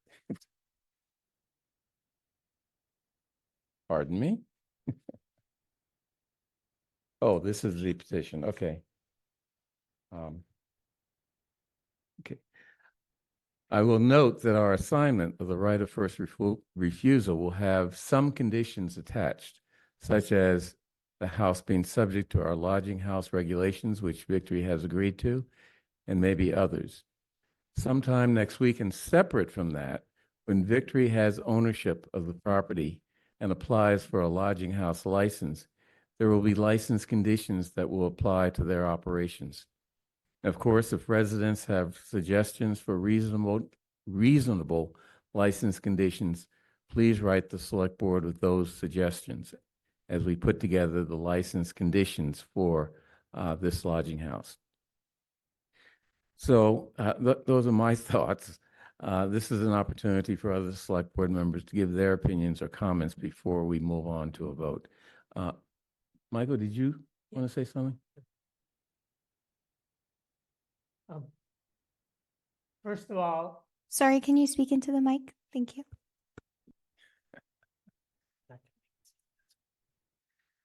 First of all, I would like to thank Victory Programs for responding to Brookline's request for information and their presentation at the last select board meeting. Second, I want to thank Carrie Goldberg and the 8 other neighbors of 16 William Street who were willing to meet with me and share their concerns about this matter in person. The select board and other public servants often decide whether to permit or license a particular use of property as per our general and zoning bylaws, as well as state and federal laws. Here we are being asked whether to exercise, convey, or relinquish a property right that the town has acquired, a different kind of question with different process rules. This process must comply with open meeting law, but does not require the town to affirmatively notify anyone in particular, nor incorporate specific stakeholders, such as abutters or neighbors, in the process for deciding the town's action. The select board, elected as the executive leadership of the town, is empowered to take action. However, the public has had opportunity to weigh in on this matter, and the select board has thoughtfully considered the many letters received from members of the public, as well as remarks delivered at this and other public meetings. I believe that the opportunity has been sufficient to express one's opinion and be heard. Others may legitimately disagree. Like many hard choices, this decision comes down to weighing values that are simultaneously legitimate and in tension with each other. In this case, the values of maintaining the current housing and providing necessary housing to people with a disability outweigh the value of ameliorating the risk of danger or the risk of loss. We cannot, either from a legal or a moral perspective, discriminate based on the speculation of harm. Thus, I will support the conveyance of the town's right of first refusal to Victory Programs. Finally, to the question of whether I would weigh these values similarly if I were about to live adjacent to a Victory Programs Portis house, I try my best to hold values steadily, regardless of my personal circumstances. I value such steadiness as a hallmark of good public service. Thank you. David. Just today, similarly at our last hearing where we addressed this matter, we heard from many neighbors who felt that they are not being heard. We do hear you. We've heard you in 2 meetings. We've also heard you in private conversations that you have had with some of us outside of meetings. We've also read many of your emails, and some of these emails and some of these conversations actually underscore divisions within the neighborhood about how to proceed. So, for example, just today, I believe all of us may have received this email from Center Communities of Brookline, and I'd like to read it. Statement from residents of Center Communities of Brookline on Victory House proposal. We are residents of the Center Communities of Brookline at 100, 108, and 112 Center Street. Recently, some nearby Coolidge Corner residents have suggested that seniors living here need to be, quote, protected from the proposed Victory House residents at 16 William Street, which would provide temporary housing for mothers in recovery and their children. We want to state clearly, we do not feel threatened by Victory House. On the contrary, we strongly support this proposal. Mothers working to overcome addiction and reunite with their children deserve the chance to rebuild their lives in a safe and supportive environment. As seniors, we know the importance of community, compassion, and second chances. We welcome Victory House to our neighborhood and gladly stand in support of it. And this is signed by 9 named individuals, and then it mentions and others. So there are multiple opinions about this, even within the neighborhood. Beyond that, it's important to understand that there are certain legal constraints here.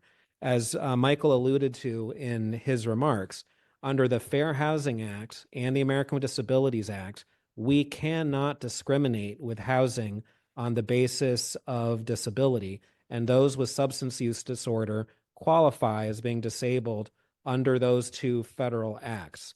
So we cannot be discriminating against them. In terms of the broader concerns about specifics of the Victory program and how we can allay what some of you have said, I'm going to continue to have open ears. I'm going to continue to welcome that type of dialogue. Susan Freed, I believe you in particular, you spoke about the importance of guardrails, and I appreciate that. And I think that's where the focus will transition to. I believe that the board is likely to approve Victory programs tonight, but that's not the end of the discussion, or at least I'm not going to let it be the end of the discussion. It's important that we always engage with the neighborhood. It's important that we always hear from neighbors, both while debating something and then in the aftermath. And so to the extent that you have concrete ideas beyond the ones you've already articulated that you want us to follow up on, we will listen and we will do our best in accordance with what we can do legally and proceed appropriately in that manner. So I don't want anybody to feel like they're being ignored. We do value what you say.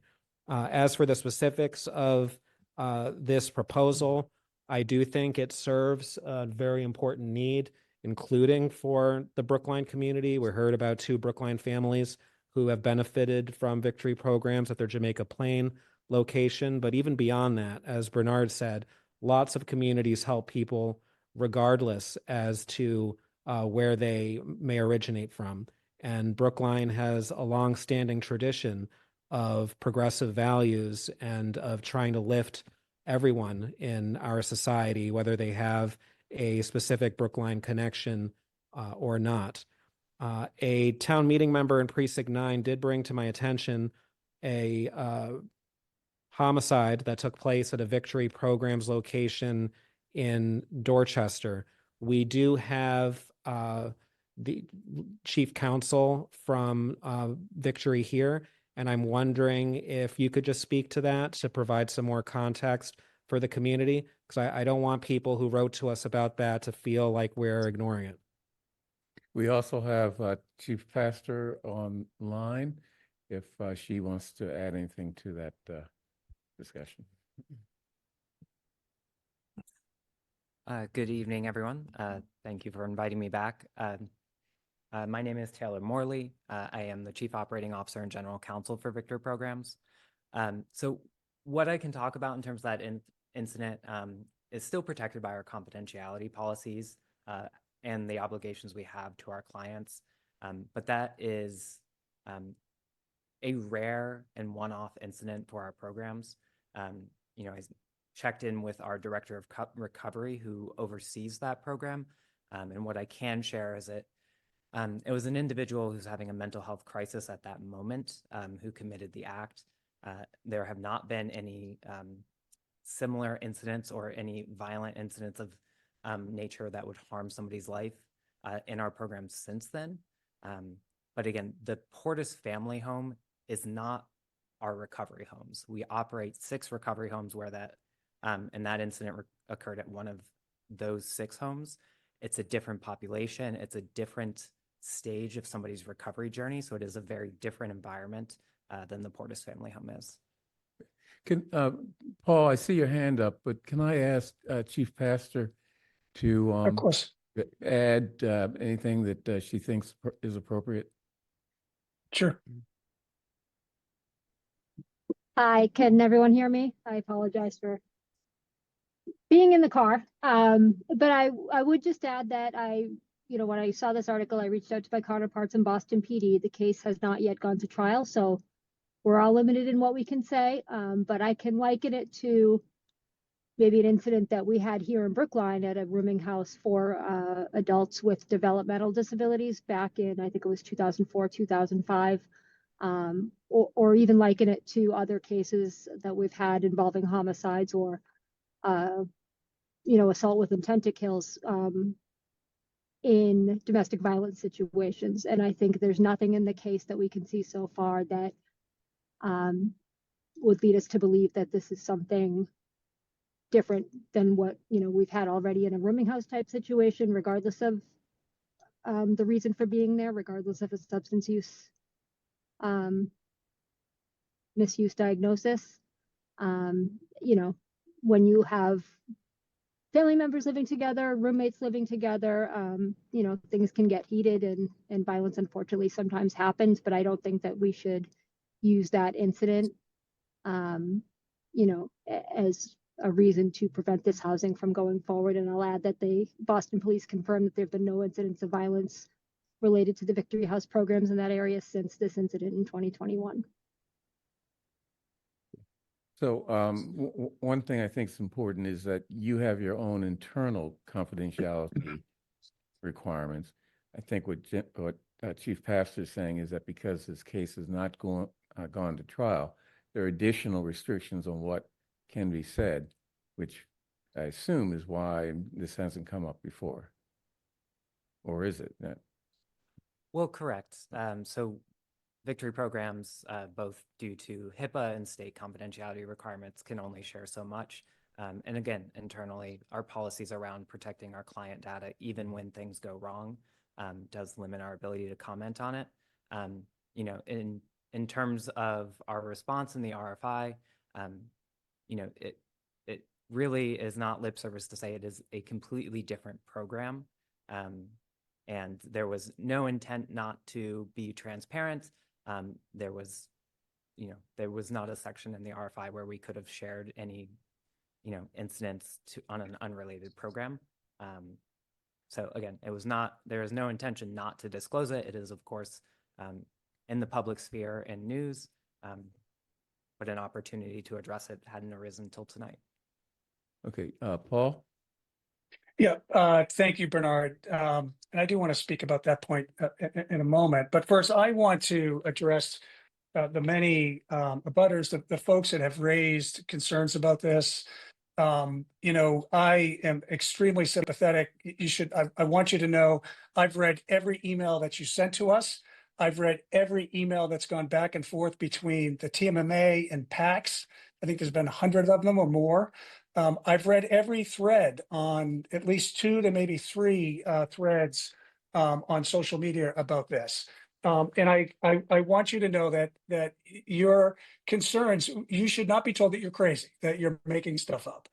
Your concerns are your concerns. And, whether there's a lot of data behind them or not, it's how you feel. And there's fear and uncertainty and doubt about the situation.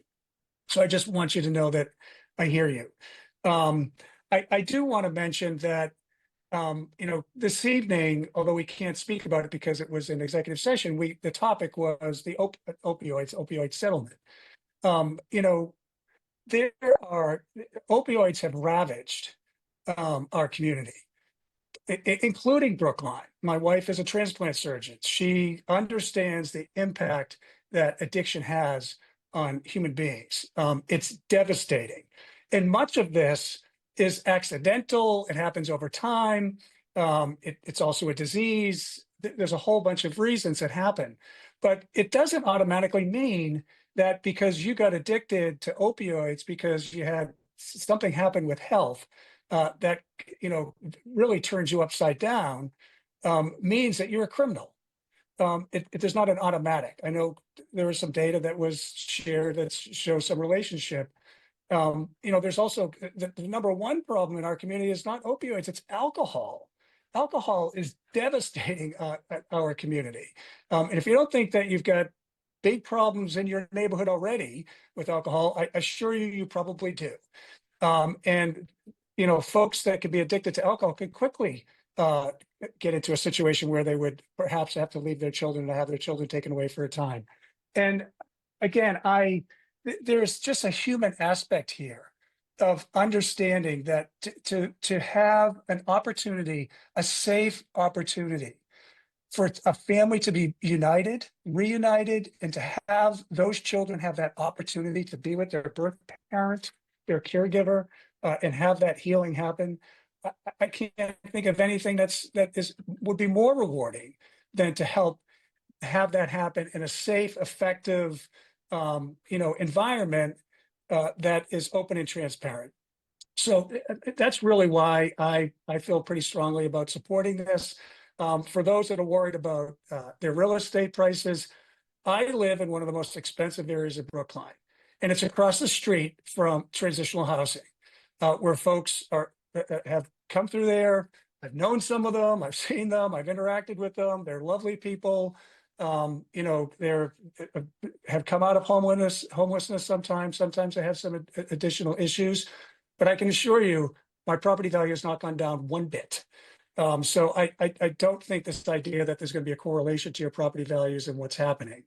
And I feel pretty confident that that as time passes, this will be just integrated, and we'll say, wow, what were we so worried about?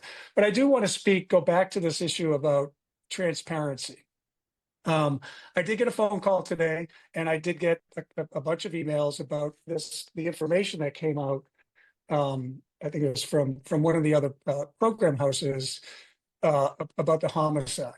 I do think that, the very, very important lesson that Victory needs to hear from this is you have to proactively be engaged with this neighborhood, with this community. You have to share information. You have to be transparent. I think that there was a violation of trust. Because I do believe at the last meeting, someone asked, was there any violent actions? And the answer was no.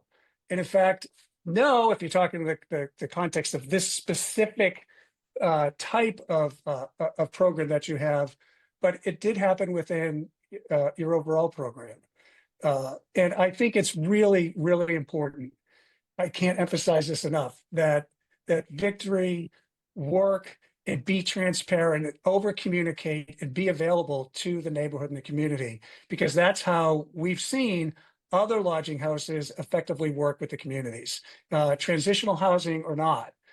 Communication is really important. So just again, to those folks who have raised a lot of concerns, I've heard you. But I think that this is a needed program, and I'm committed, as David had said, and Michael, and I'm sure John and Bernard will say, we're going to find a way to make sure that we have the provisions and the licensing operational components tight and communication happening so that we're ahead of anything that may happen. So thank you so much. Okay, any other quote? John?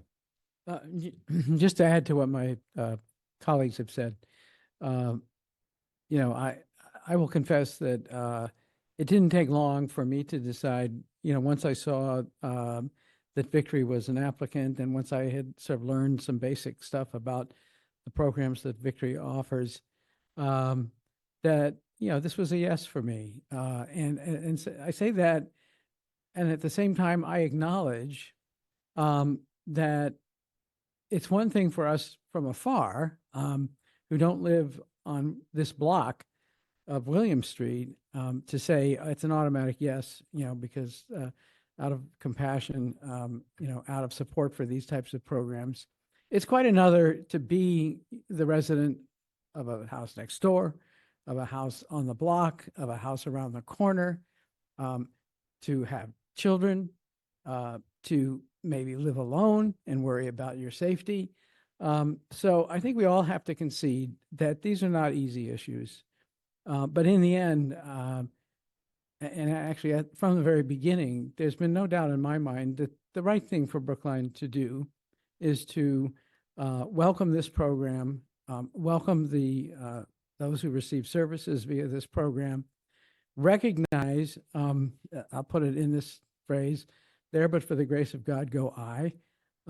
This could be any one of us, either individually or through a family member or a relative or a neighbor, at some point in the future is going to need the services of support for those with addictions. And that's basically what this is all about. It's a category of people who need an extra level of support and maybe an extra level of compassion in their struggle with addictions. And I look forward to Brookline having a relationship with Victory programs that will last and last and last, and that will also deal with without hesitation and without any judgment the concerns of neighbors. These are legitimate concerns, and I think the neighbors have done their best to express them in a responsible way. And yet at the same time, I think the final decision is Brookline should welcome this program, and we should make it work for everybody, neighbors and the program residents themselves. Thank you, John. Kara, are you up here for some reason related to this? No, I think you all, my name is Kara Bruton, Director of Planning. Also with us tonight is Associate Town Council John Bukite, or the head of our Housing Community Planning Division, Awana, if you have any additional questions, but I think you've covered all the topics. Tonight, I'm asking you all to authorize the Select Board Chair to execute an agreement and related documents to assign the town's right of first refusal to purchase 16 Williams Street in Brookline to Victory Programs, Inc. Okay, thank you. John? Yes, may I say something about that? I would have said this sooner, but I saw Kara standing there and I thought, well, she's going to go over this, so I won't step on her, what she has to bring to the discussion.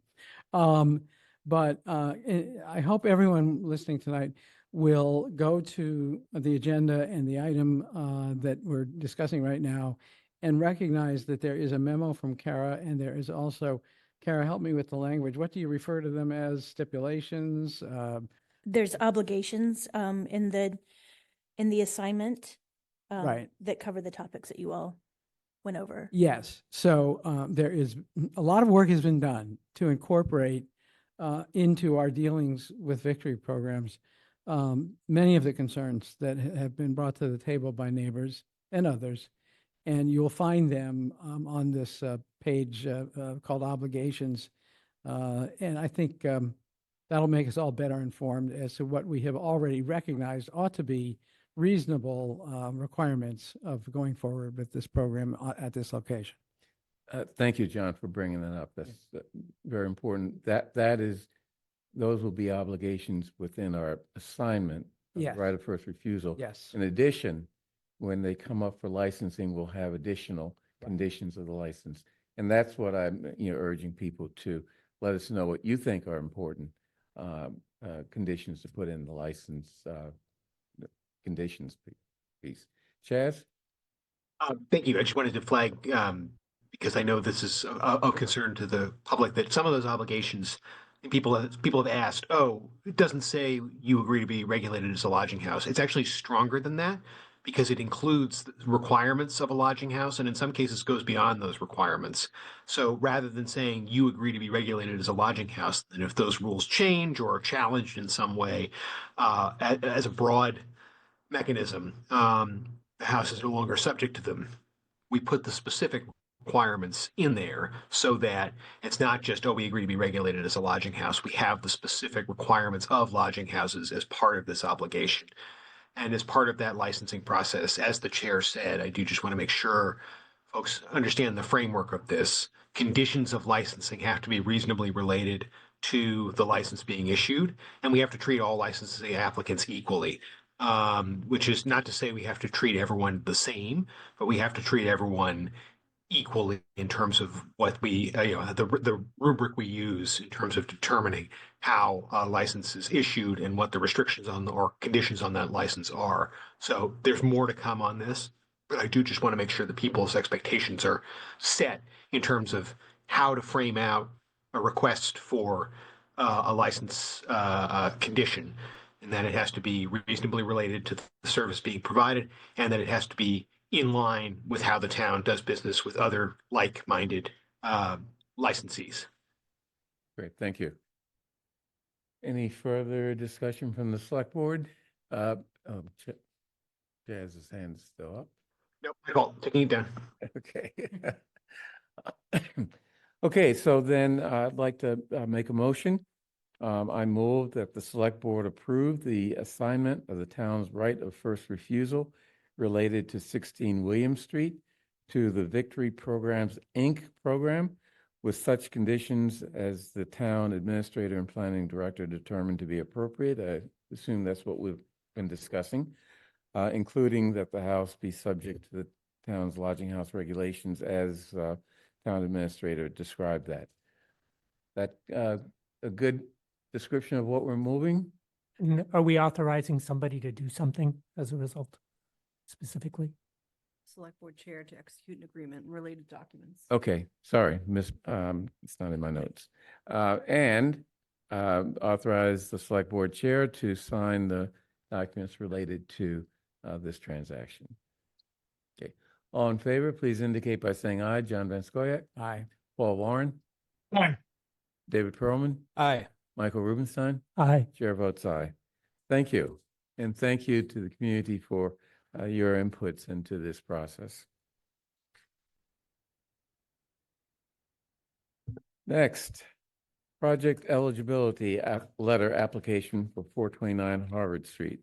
Here we are being asked to give our opinion as to a proposed project eligibility letter that the 429 Harvard Street project would like to be issued by Mass Housing.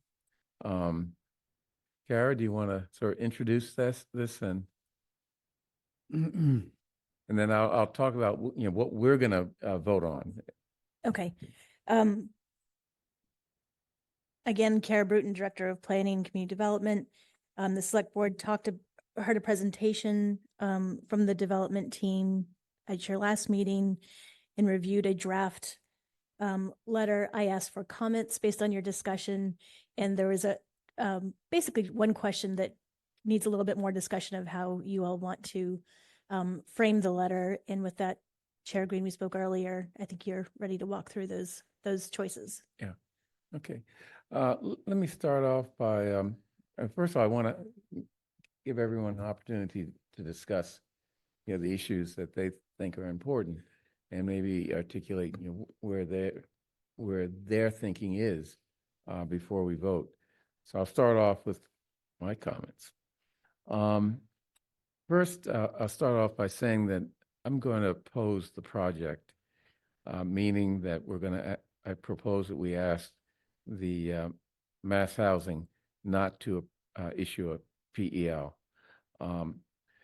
Even though I can appreciate the project's right to try to get in under the 10% subsidized housing inventory window and legitimately circumvent our Harvard Street zoning. That zoning provides an as-of-right process for developing the site, which would be more efficient and economical than the protracted struggle that they will encounter under the comprehensive permits process. And related to this, regular inclusionary zoning requires 50% area medium income restrictions for rental units, as this project has.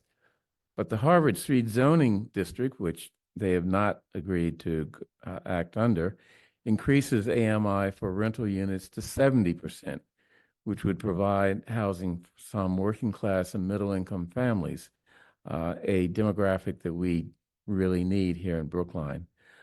So, it's their choice, and it's my decision to vote to not urge approval of the PEL by Mass Housing. Any other comments or ideas? John? Yeah. Well, Kara has provided a very useful memo with actual, optional different forms of a couple of parts of the phrasing of the vote tonight. And what that is all about is that there's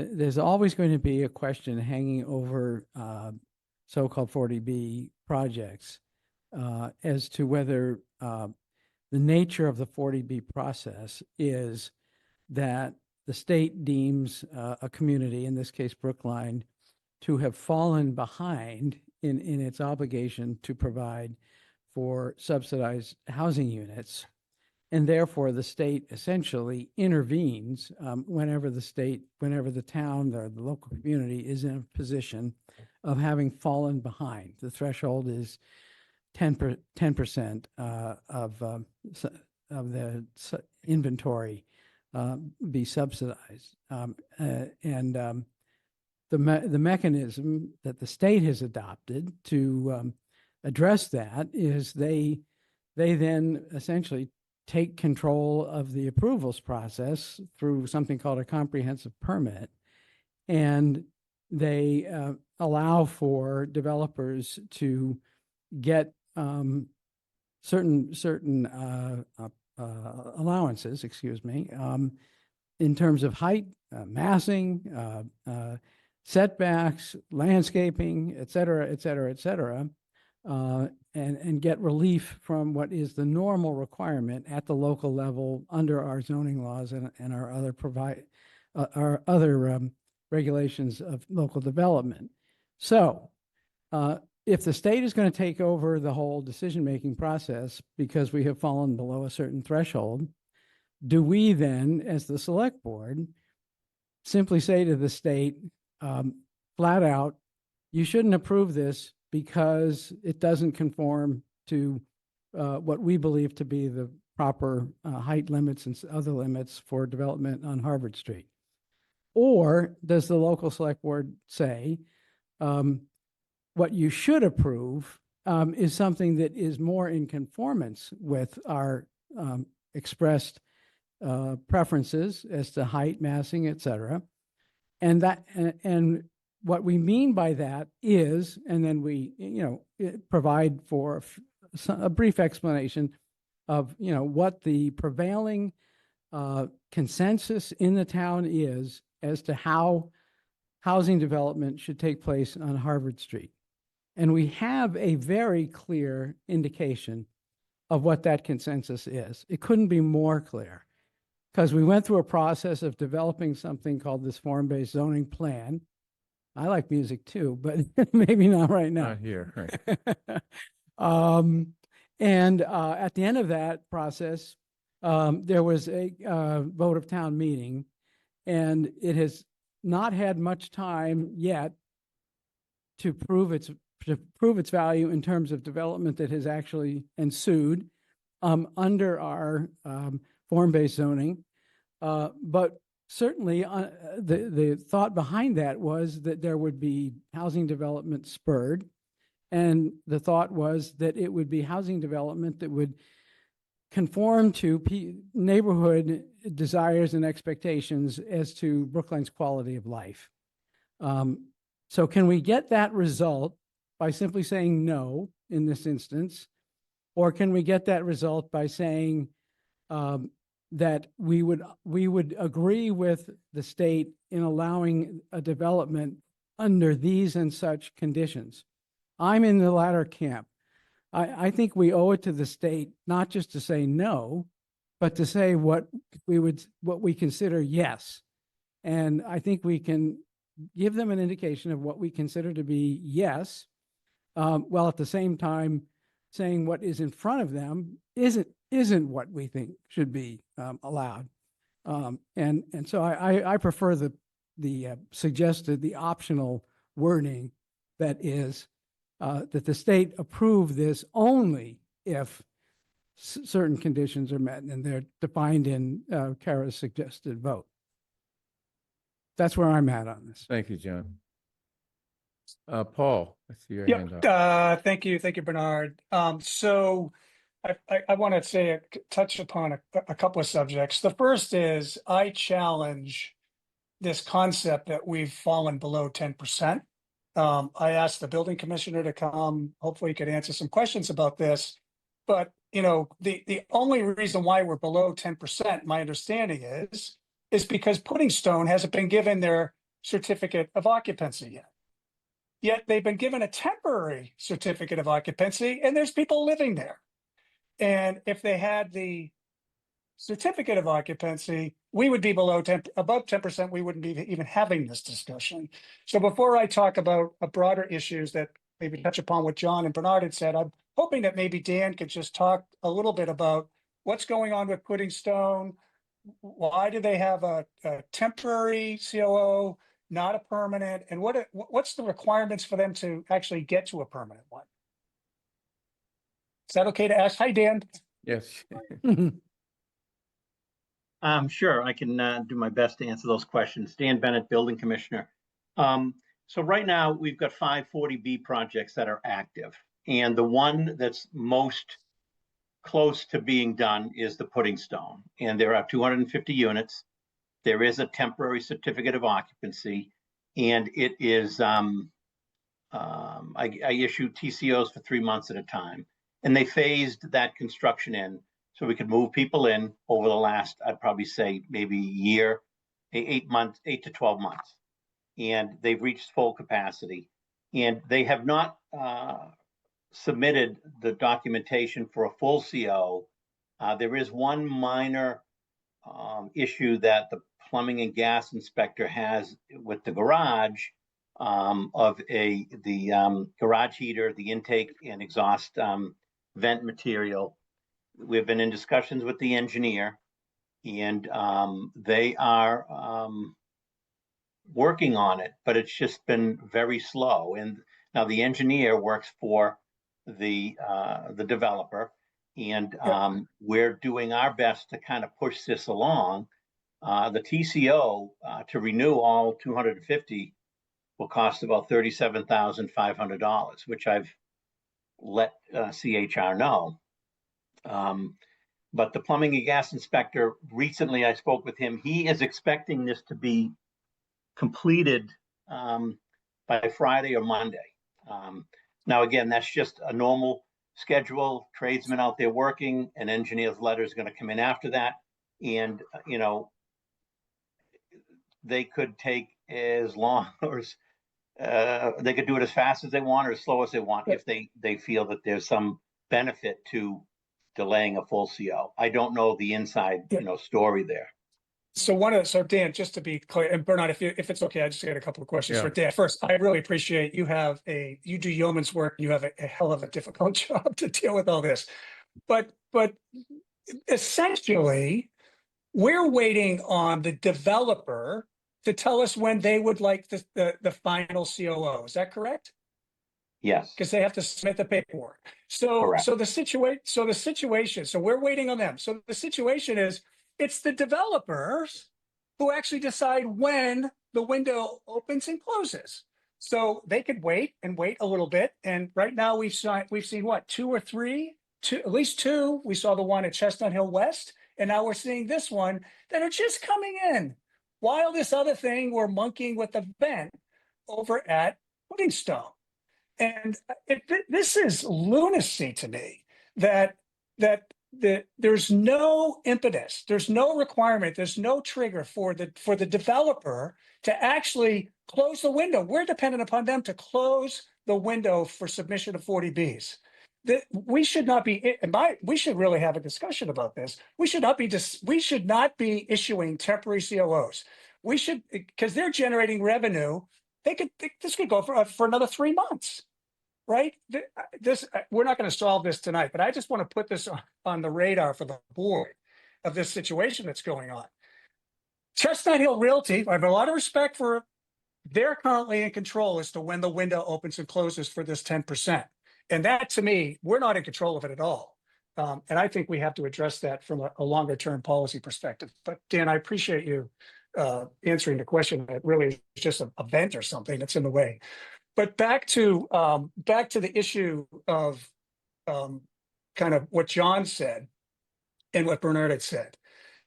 John, I happen to agree with you that we have very clear requirements that the state should understand we have, and what we want the state to have them ask this developer to do, to adhere to. It's called the form-based zoning that we just passed at town meeting 2 years ago, a year and a half ago. Through significant community input, major negotiations, a huge amount of money that our planning team and community development team put in place to create all the form-based zoning. I mean, this was a Herculean effort by so many people and so many groups to rally around this consensus plan that passed town meeting over like 85%.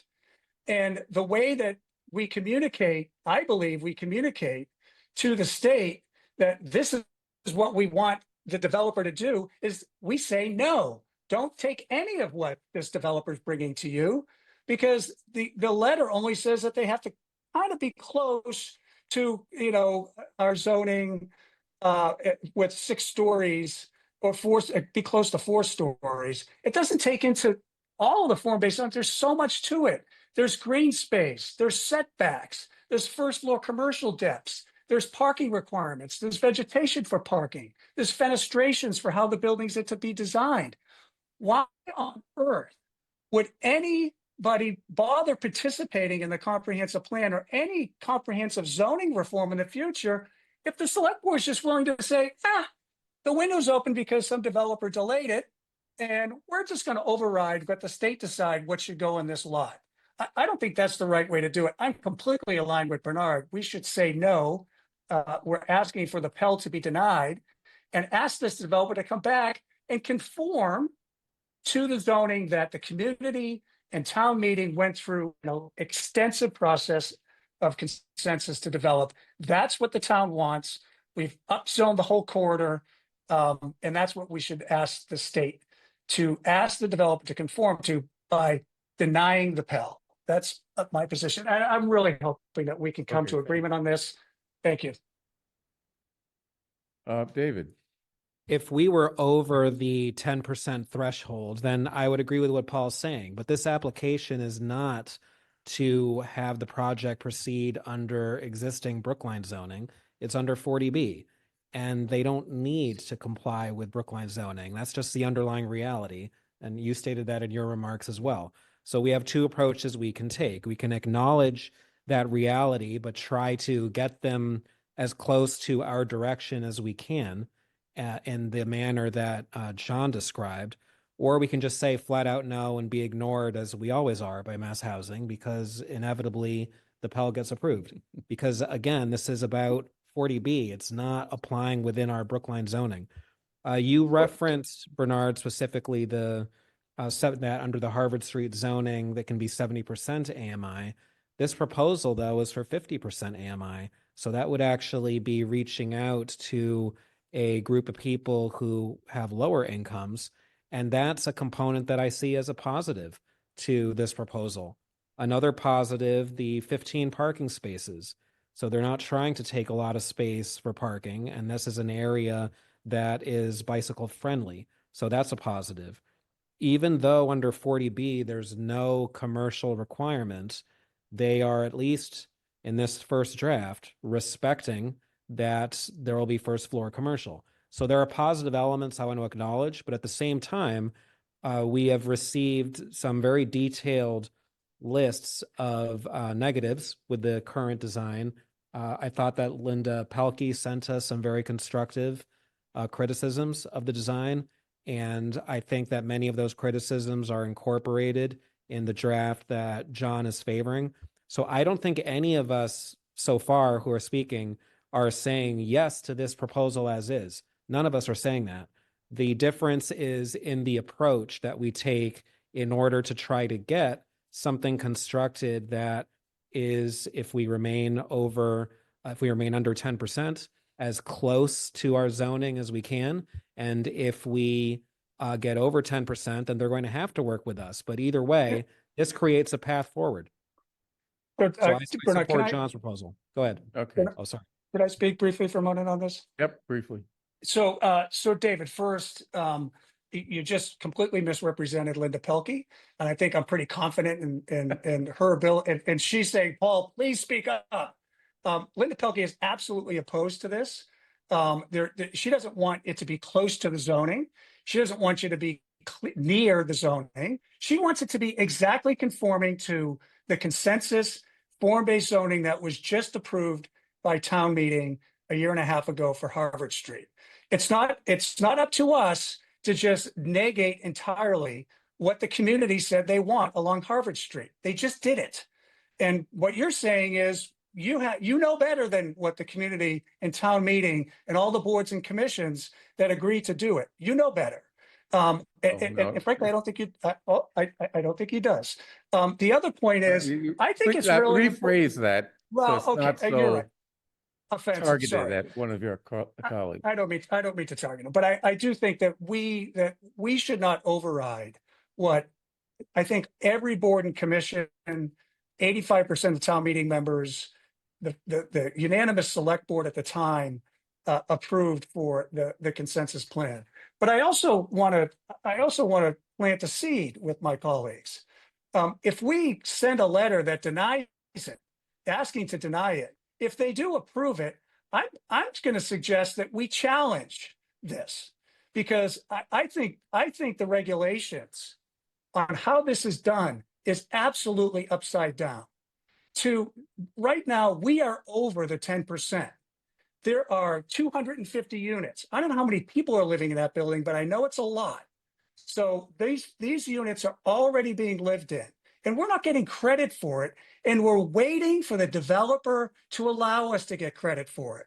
And while that developer's waiting to let us get credit for it, other developers are coming along and sneaking under the wire to file their 40Bs. This is wrong, wrong, wrong. And I think we should specifically ask for the state to deny the Pell. So when it gets to the ZBA feel empowers to say, we're not going to approve this because this is wrong. We should be getting credit already for those 250 units, because that's the right thing to do.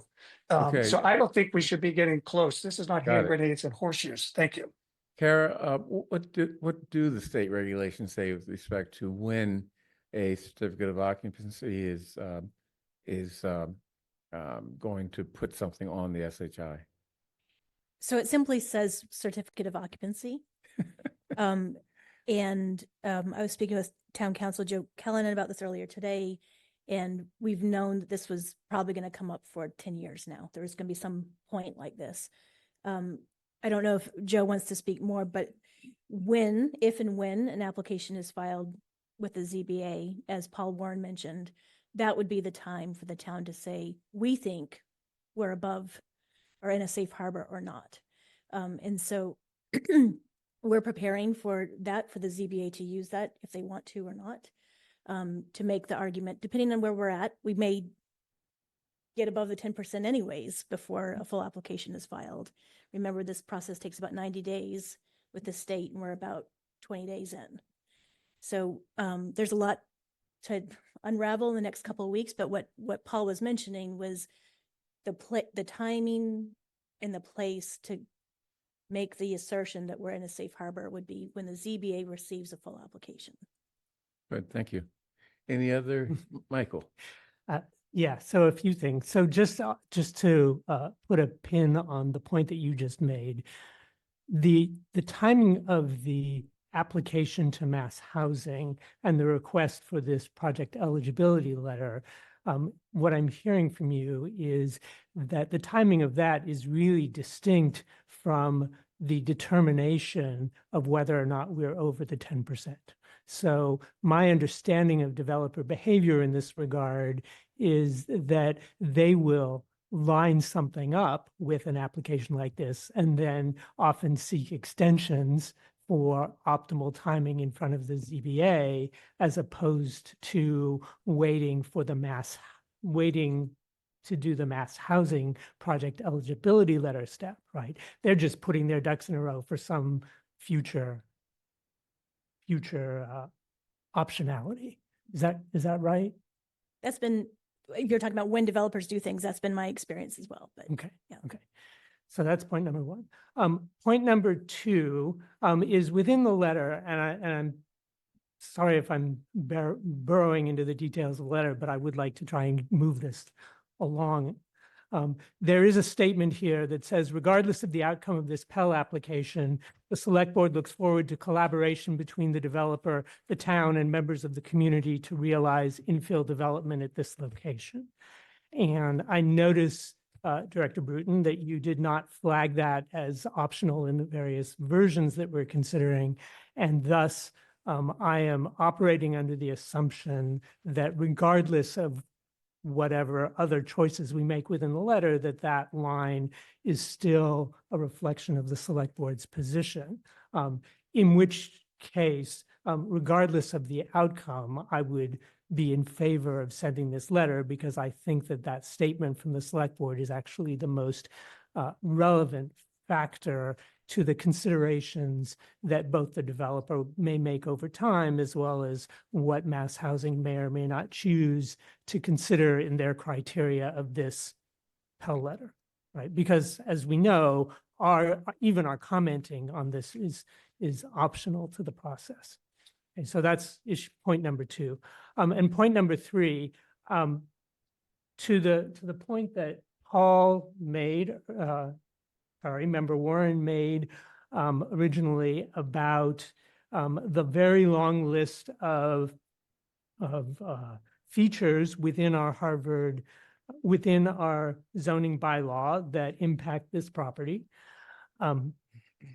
A number of those features, as Member Perlman pointed out, are actually addressed in the design that's been presented by the developer and is part of this application. So, for example, the amount of frontage that is devoted to commercial space, the fact that there's parking entrances not on Harvard Street, but on a side street. And I'm sure there are many more. And while I agree with both the intent of Linda Pelkey's letter that these are important and the fact that Paul has raised this, the fact that the developer has proactively addressed those concerns only tells me that we don't have to raise those concerns in the context of this specific application because this specific application includes that design. And finally, to this question of should we flat out say deny or say something else, I guess the reason that I am more aligned with John and Paul's position is because, sorry, yes. Ain't my position. Not your position, my apologies. David, we're all having trouble with names, apparently.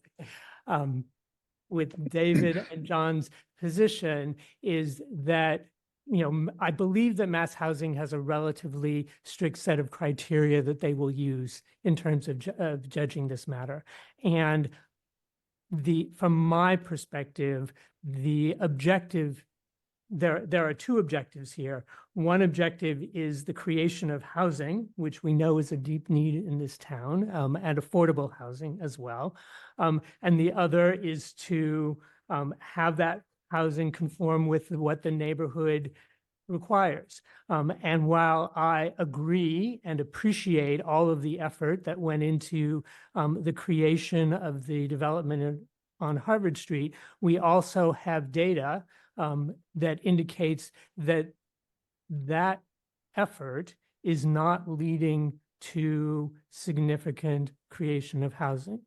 Now, it is possible that there are reasons totally independent of the Harvard Street zoning bylaws that are causing that, economic reasons, interest rate reasons, et cetera, and we understand that. But I think the most important thing is for us to continue to signal the fact that we need to be making this effort in engaging neighbors, developers, and town requirements on all of these factors in order to satisfy all of these constraints.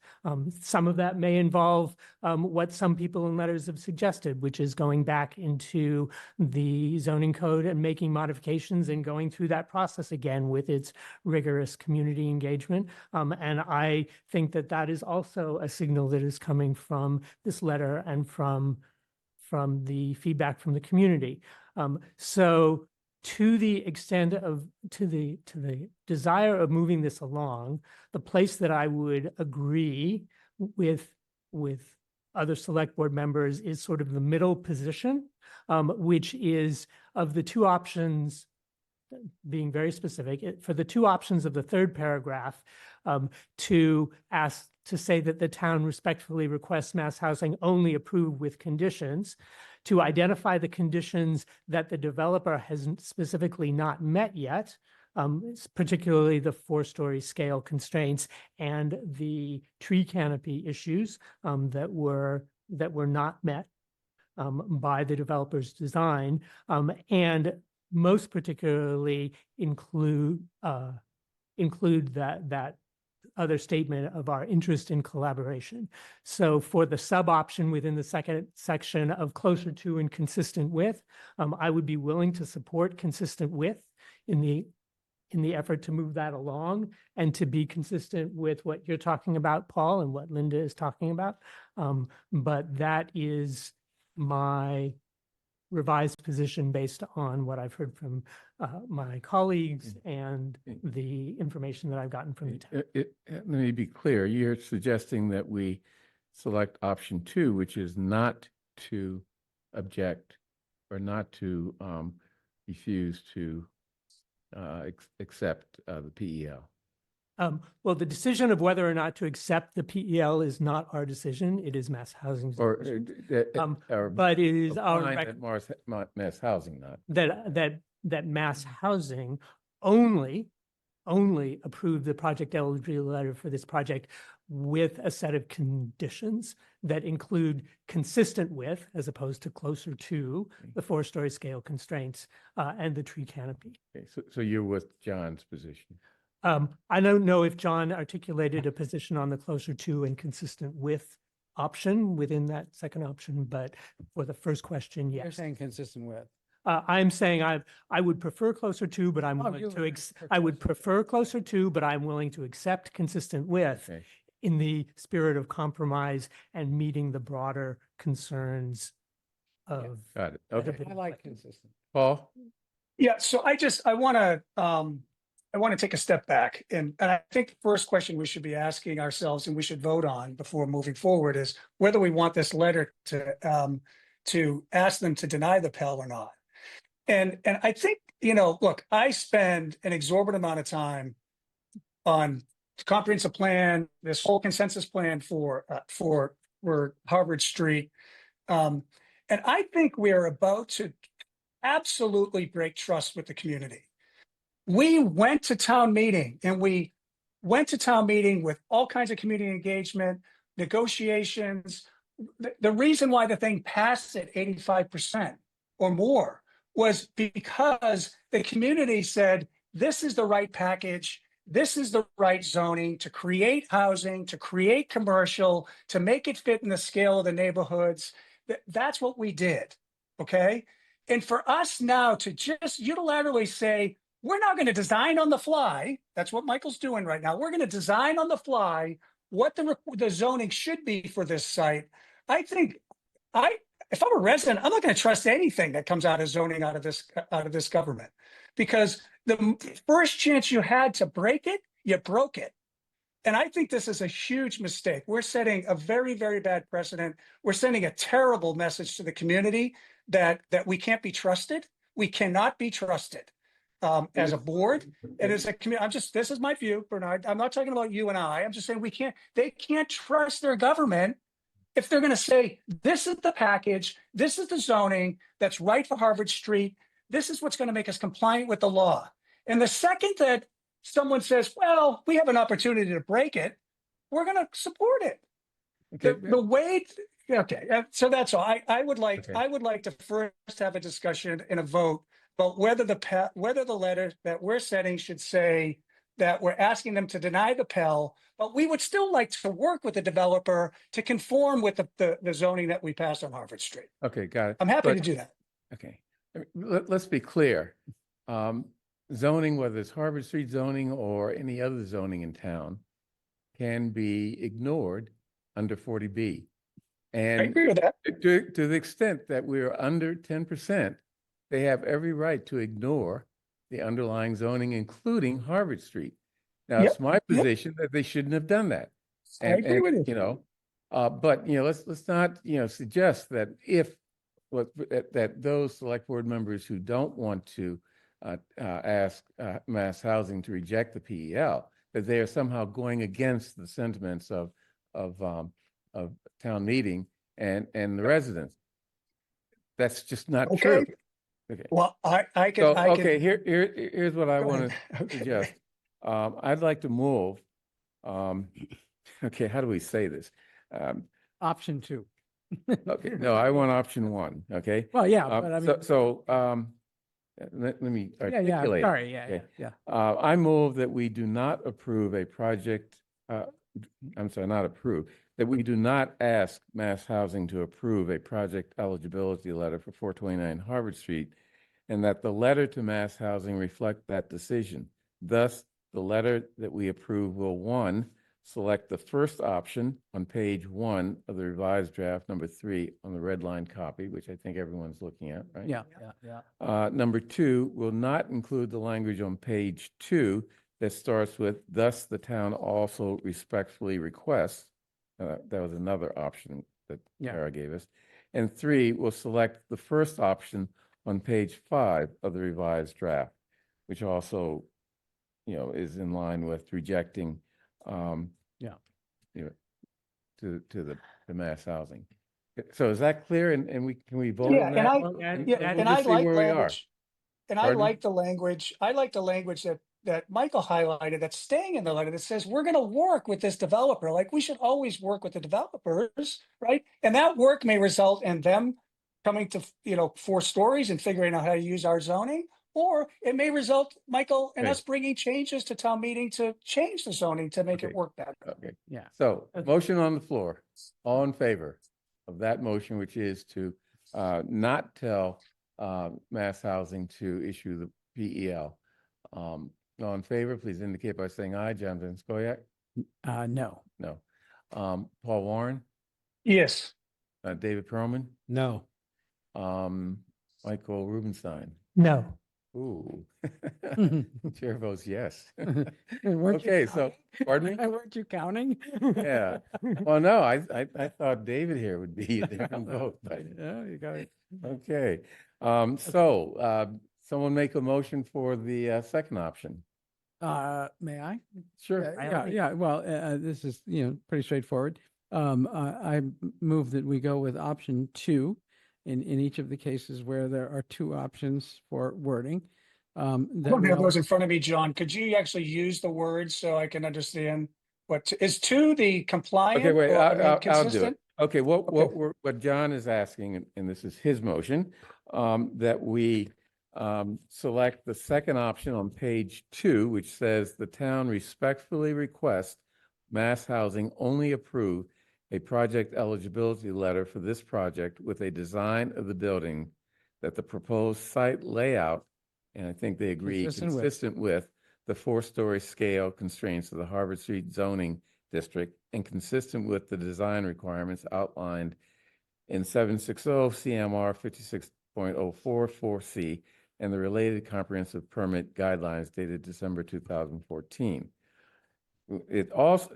This motion also would include in this letter the following sentence: thus, the town also respectfully requests Mass Housing only approve a project eligibility letter for this project for a design that includes mitigation for this significant tree loss. And finally, this option would include language on page 5, which says, the select board concludes that the development proposal on this site should only be granted a project eligibility letter with massing constraints consistent with the 4-story scale constraints of the Harvard Street zoning district and with requirement to mitigate significant tree loss and meet existing sustainability design standards. And then Michael, did Michael have one other addition? Well, or is that already in? Are you talking about the one where, regardless of the outcome of this public Yes, application, yes. that as far as I'm is just Just one of stays the in. many edits Oh, so that we've all agreed It's a to. consensus, Barry. It's- Okay, yeah, okay. it's a consensus. Okay, is that So is I that do- a clear statement of your position? Yes. Okay, so, Can I moved. amend it? May I okay, amend it? Can I make I'd like to make a suggestion to the letter. okay. So, and I don't have the words, but I'll first present the concept. I would like to have us add the concept that we believe we are already above the 10% threshold because we have a temporary, whatever you want to call it, certificate of occupancy for 250 units. And communicate that we believe we're already above the 10%. We challenge that we're below the 10%. Okay. Can we Okay, put that in? Sarah, can we put that in? Absolutely. What do you think? Yeah, absolutely. Okay. And you'll put it where? We had the safe harbor language last summer when we did the same thing, Oh, okay. but it was a different, Do you remember the language? not offhand. Are people willing to accept the fact that Kara can put together the appropriate language? Do you, Well, I'm just not, I want to be sure we're not contradicting ourselves depending on which, where you look. I mean, I'm assuming that the designation that the window is now open for developers because we are below 10%. If we don't even agree with that, there's nothing left to discuss. We have to Well, that's challenge their right to even intervene in this case. This is my point, John, that we can't challenge this until it gets to the ZBA. So there should be some statement that just says, look, we believe that this is an accounting issue of how we account for these things. And I don't know if Kara, maybe we had this discussion, I can't remember before in the past, whether this has actually even been challenged before. But, there needs to be a certificate of occupancy. We've issued one. It's just temporary. This is a temporary isn't valid. John, I mean, it's just a meaningless statement in a certain sense, unless it's true that we are above 10%. Mike? I believe that it is a meaningless statement regardless of whether we are above 10%, because Mass Housing, in their consideration of a project eligibility letter, doesn't look at that information. That information is not considered until it comes to the ZBA, or presumably it would get considered if the ZBA makes a ruling and then that ruling gets appealed to the State Zoning Board of Appeals. Is that the name of that body? The Housing Board. Yeah. The Housing Board. So, we could also say, there aren't enough seats in this room. But Come on, Michael. That's Michael, please. You're actually demeaning the point that I'm trying to make. It's not equivalent to how many chairs are. It's not equivalent to how many chairs are in the room. Yeah, okay. Well, that's true, but he does make a relevant point, and that is, we can say that Mass Housing is going to cross it off and say, let's read the rest of the letter. I think it will damage our credibility as a thoughtful body to put in a statement that we know that they will not consider. Okay. How do you know they wouldn't consider it? Okay, wait. I'm So that's sorry. an amendment. Okay, it's okay. You It's go okay. first on the amendment. Can you articulate your amendment? Yeah, As a my motion? amendment is for we to have the directive, Kara Bruton insert the safe harbor language that was included before, but reference the existing project that has a temporary occupancy. Could I suggest a Certificate. specific sentence? Yes.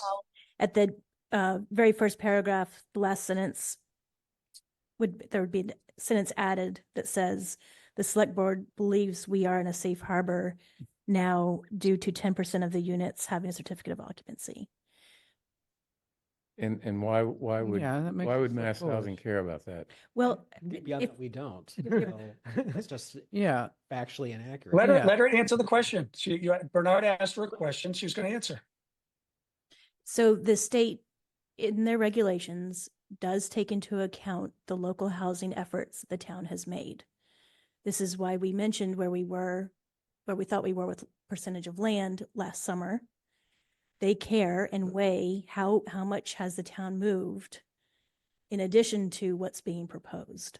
So that is why I drafted the letter along the same lines of the case in Easton, which was very rare, that relied on the fact in the regulations that local significant housing production includes things like as of right multifamily zoning. Okay, so Mass Housing, the question is, you're saying Mass Housing will take into consideration or look at that sentence It favorably reflects or something. It reflects the housing there's a whole section in the letter about recent housing, get the phrase right. Yeah, we've all. Are they gonna investigate whether that's a true statement or not? I don't think they'll care whether that's true. That's the ZBA and then the Housing Appeals Committee decision to be made later. But it does reflect the recent production that the housing has made towards housing needs. David? I think it's important for us to be accurate in our statements, but I do agree with Paul's broader point that it is concerning that we allow developers to control the timeline of when we're in the safe harbor or not. I'm not opposed to having language to that effect in this letter, but I do object to the precise construction of it as being presented now because it's not accurate. Okay. That we have 10% Okay. with certificate of occupancy. Okay. If we wanted to spell out in detail the exact situation we're in, the delay because of the venting system, that we have met the spirit of 10%, something like that, I just want to be truthful. Okay, Paul has a motion on the floor. Yeah. Let's vote on that. All And in it would favor? be the sentence that Kara just articulated. Right, okay, all in favor, John Van Scoyac, No. Paul Warren? Yeah. Of course, you gotta say yes, Paul, come on. Yeah. David Perlman, No. Michael Rubenstein, No. and chair votes no, so. Okay, now we're back to John's original motion. Everyone clear on what that is? Yes, Karen? I amend John's original motion and just say what I'm hearing is that you all are comfortable with using the phrase consistent with instead of closer to throughout the letter. Yes. Yes. Okay. Yeah. Okay, unless anyone has any further discussion or questions, all in favor of John's motion? Aye. Oh, I'm sorry. I thought you were calling. John Van Scoyac, I jumped the gun. Aye. Paul Warren, No. David Perlman, Aye. Michael Rubenstein. Aye. I know which way the wind's blowing, so I'll vote aye too. Okay. Welcome to the club. No, I'm not in your club. Okay, thank you. Okay, thank you. Just Yes, David. before we move on, though, I do want to reassure the neighborhood, similar to our discussion with 16 Williams. We are listening. This is an ongoing process. The first draft is a first draft. There will be more changes. We have a dispute here about the best strategy to take in a letter to mass housing, but essentially we're still saying, even in the letter that got approved, that the Pell should only be approved if it's consistent with Harvard Street zoning. That's essentially what it's saying. We're just not flat out saying reject it. So, But David, you do realize, David, Wait, Paul, hold on. that they can approve whatever they want now, because you're not saying deny it. They can say, well, thanks for asking for 4 stories. We can make it 5 They stories. could always approve whatever they want. they always approve. So we've had no credibility as a Mhm. board, just outright rejections. I think it's time for a change in our practice and see if it works better. Okay, so we had the vote. Let's go on to the next item of, on the agenda, information technology policies. Is Fung on Zoom? Yes. Okay. Hello, Fung. Hi, good evening. Good evening. Chair Green. Talk to us about these policies and then the various 34, is it guidances that we're not being asked to read. Let's make that clear. No, you're not asked to read the 34 policies and guidelines, only the 3 I'm presenting, and that's in your packet. So, hi, I'm Feng Yang. I'm the Chief Information Officer, Information Technology Department. Good evening, Chair Green, members of the board, Mr. Carey, and Ms. Goff. Let me bring my slide up. I only have a very few, so it's getting late. I know it's been a long night for you guys. Tiffany, am I able to share? Yes, you should be. Okay, great. Okay. Are you able to see my slide? Yep. Okay, great. So, well, these policies, the 3 of them, have that I'm going to present. Hold on 1 second, let me move this window aside. Okay, so have been reviewed by the Information Technology Advisory Committee, Office of Town Council, HR, Town Administrator's Office, and by Chair Green and the board, the select board members. Thank you all for your valuable feedback. In particular, I would like to extend my sincere appreciation to Mr. Michael Rubenstein, who spent a great deal of time reviewing and revising the 3 policies that were developed at different times to make sure the terms we're using are defined well and are consistently used across all 3 policies, and the language is simplified for general users. So thank you for your experience and fresh set of eyes.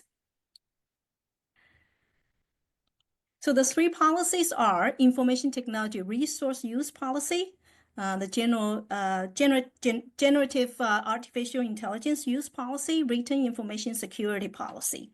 So I'll start with the first one. The existing ITR use policy was adopted by the Select Board in 2000. The policy framework is good.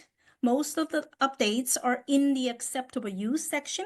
It outlines user responsibilities, acceptable and unacceptable use, email and public records law, network security in the context of users, and enforcement and disciplinary action. It provides clear definition of terms, defines roles and responsibilities. So that's a revision of an existing policy. And then the second one is a new generative AI policy. Wait, excuse me, Fung. Yep. We talked about a revision or an amendment to unacceptable use number 1, which actually Yes. I think Yep. is very important. So just make sure people are aware of that before they vote.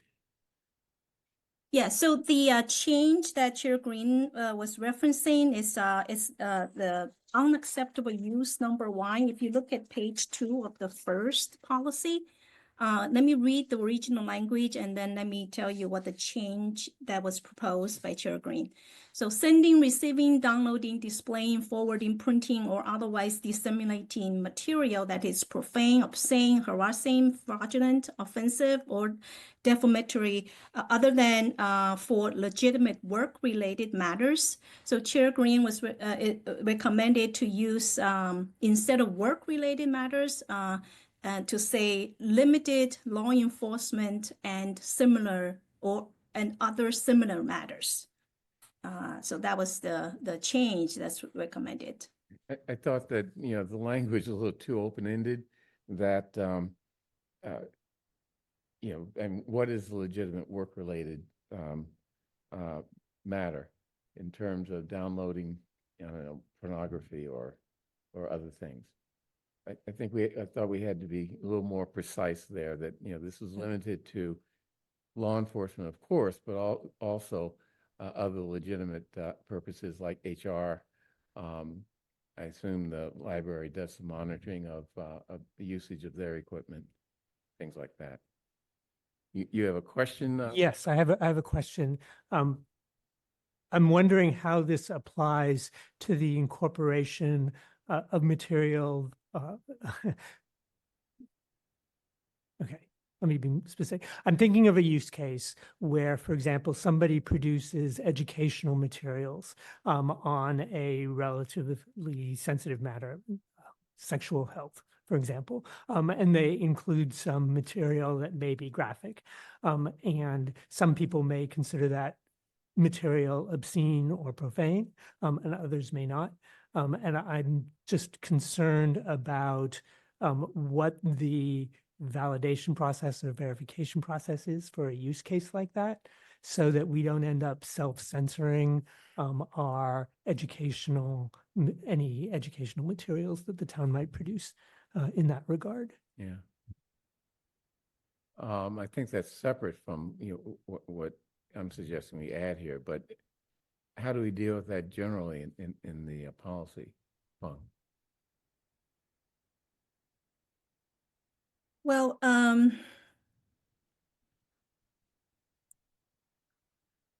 Well, I think it would be, if someone was violating the policy, there'd be an investigation. So I would assume that would be the determination of the investigator in terms of whether or not the content was inappropriate and in violation of the policy. But if anyone, if, Fung, I'm not sure if you've had, use cases that you might be able to refer to on how this particular section might have been dealt with, but I would assume that during, the investigation, it would be something that would be addressed. Yeah, so we haven't had a use case. In general, if there's a complaint about violation of the policy, HR conducts investigation. And then, Anne has her hand up, so probably I will let Anne answer that question. Anne, you're muted. Thank you. Ann Braga, HR Director for the town of Brookline. When there is an allegation of inappropriate use of IT resources or any town resources, we would look at the total situation. So in the case that was defined where it was used for sexual health and there were graphic anatomic pictures, that kind of thing, there would be warning of that for whoever's participating. But in that particular use case, if it's being used for a legitimate work-related purpose, then that just on that narrow scope as provided for a use case wouldn't be found in violation, because the generally accepted definitions of obscene and profane are that there is no redeeming value of the content. And in this particular case, if it's used appropriately for educational purposes, I'm not talking about, showing porn or something like that, but where you're using it for an educational or training purpose, then while there might be an allegation of, inappropriate use in that particular case, and as with anything else, they're all fact specific. We'd be looking at, the training focus and where the intended audience is. And hopefully people would reach out to HR or IT if they were going to present on something that is sensitive, that they were looking for guidance on ahead of time. That's why I'm sorry, I don't have your specific language in front of me, but I know it referred to law enforcement and other related and other similar work-related matters. And that'd be HR, it'd be the schools, for example, library. But not, for example, public health. Public health. I mean, I guess, yeah, the point is that there had a person accused of downloading something that's inappropriate would have the burden of proving or showing that they had a legitimate reason for downloading that. Mhm. And I think what Anne is saying is that HR is the sort of arbiter of that. Right, and my concern is that the more restrictive language, if you don't spell out like all the places that somebody might inadvertently self-censor their own activity in a less productive way in anticipation of like being caught up by this policy. The town administrator has his hand raised. Pardon me? The town administrator has his hand raised. Right. Chaz. I think the catch-all language that Bernard has proposed deals with this, other legitimate workplace uses. It does limit it specifically to the law enforcement context, but it provides an example. And then what I would hope in this instance would be that, to Anne's point, right, if someone is doing something that would approach a line, people know, all right, generally speaking, I shouldn't be downloading, anatomy pictures without cause, that they would go to HR in advance and say, hey, or to IT in advance and say, hey, I need to do this for a public health reason. Can we just make sure that people know and that it's not flagged and we don't waste time on this? And so when those things happen, we are available, and it's very easy for us to do that in advance. And so I would hope, I don't think people would self-censor. I don't think the open-ended language at the end would cause someone to self-censor. I just think it would make sure that people say, all right, is my work covered by this? I better check to be sure. Okay, Anne, you have your hand up? And that presupposes that the filters that are already in place through IT would allow you to actually download those things. Okay. So if you need to download them, you'd want to ask IT to release the filters, I assume. So, right? yeah. Okay. Yeah. Okay. That's fine. Okay. Should I proceed? Yep. Okay. So the second policy is the new generative AI policy. Well, artificial intelligence is not a new concept. It was first named in 1956. So AI comprises of machine learning, robotics, and natural language processing. Many systems have been using this technology for a while. But since November of 2022, when OpenAI launched ChatGPT, AI has gained unprecedented attention. Generative AI is a type of AI that creates new content as text, images, audio, video, and software code. So the rapid technological advancement and ever-increasing unsanctioned and ad hoc use of AI tools by users without approval creates governance challenges for many organizations, including local governments like us. So this generative AI policy is intended to provide clear guidance to our users to prevent misuse or unintended consequences, to minimize organizational risks, to provide transparency and create public trust, and to promote innovations in safe and ethical ways. And then the third policy is called Written Information Security Policy. Data governance is very important and critical.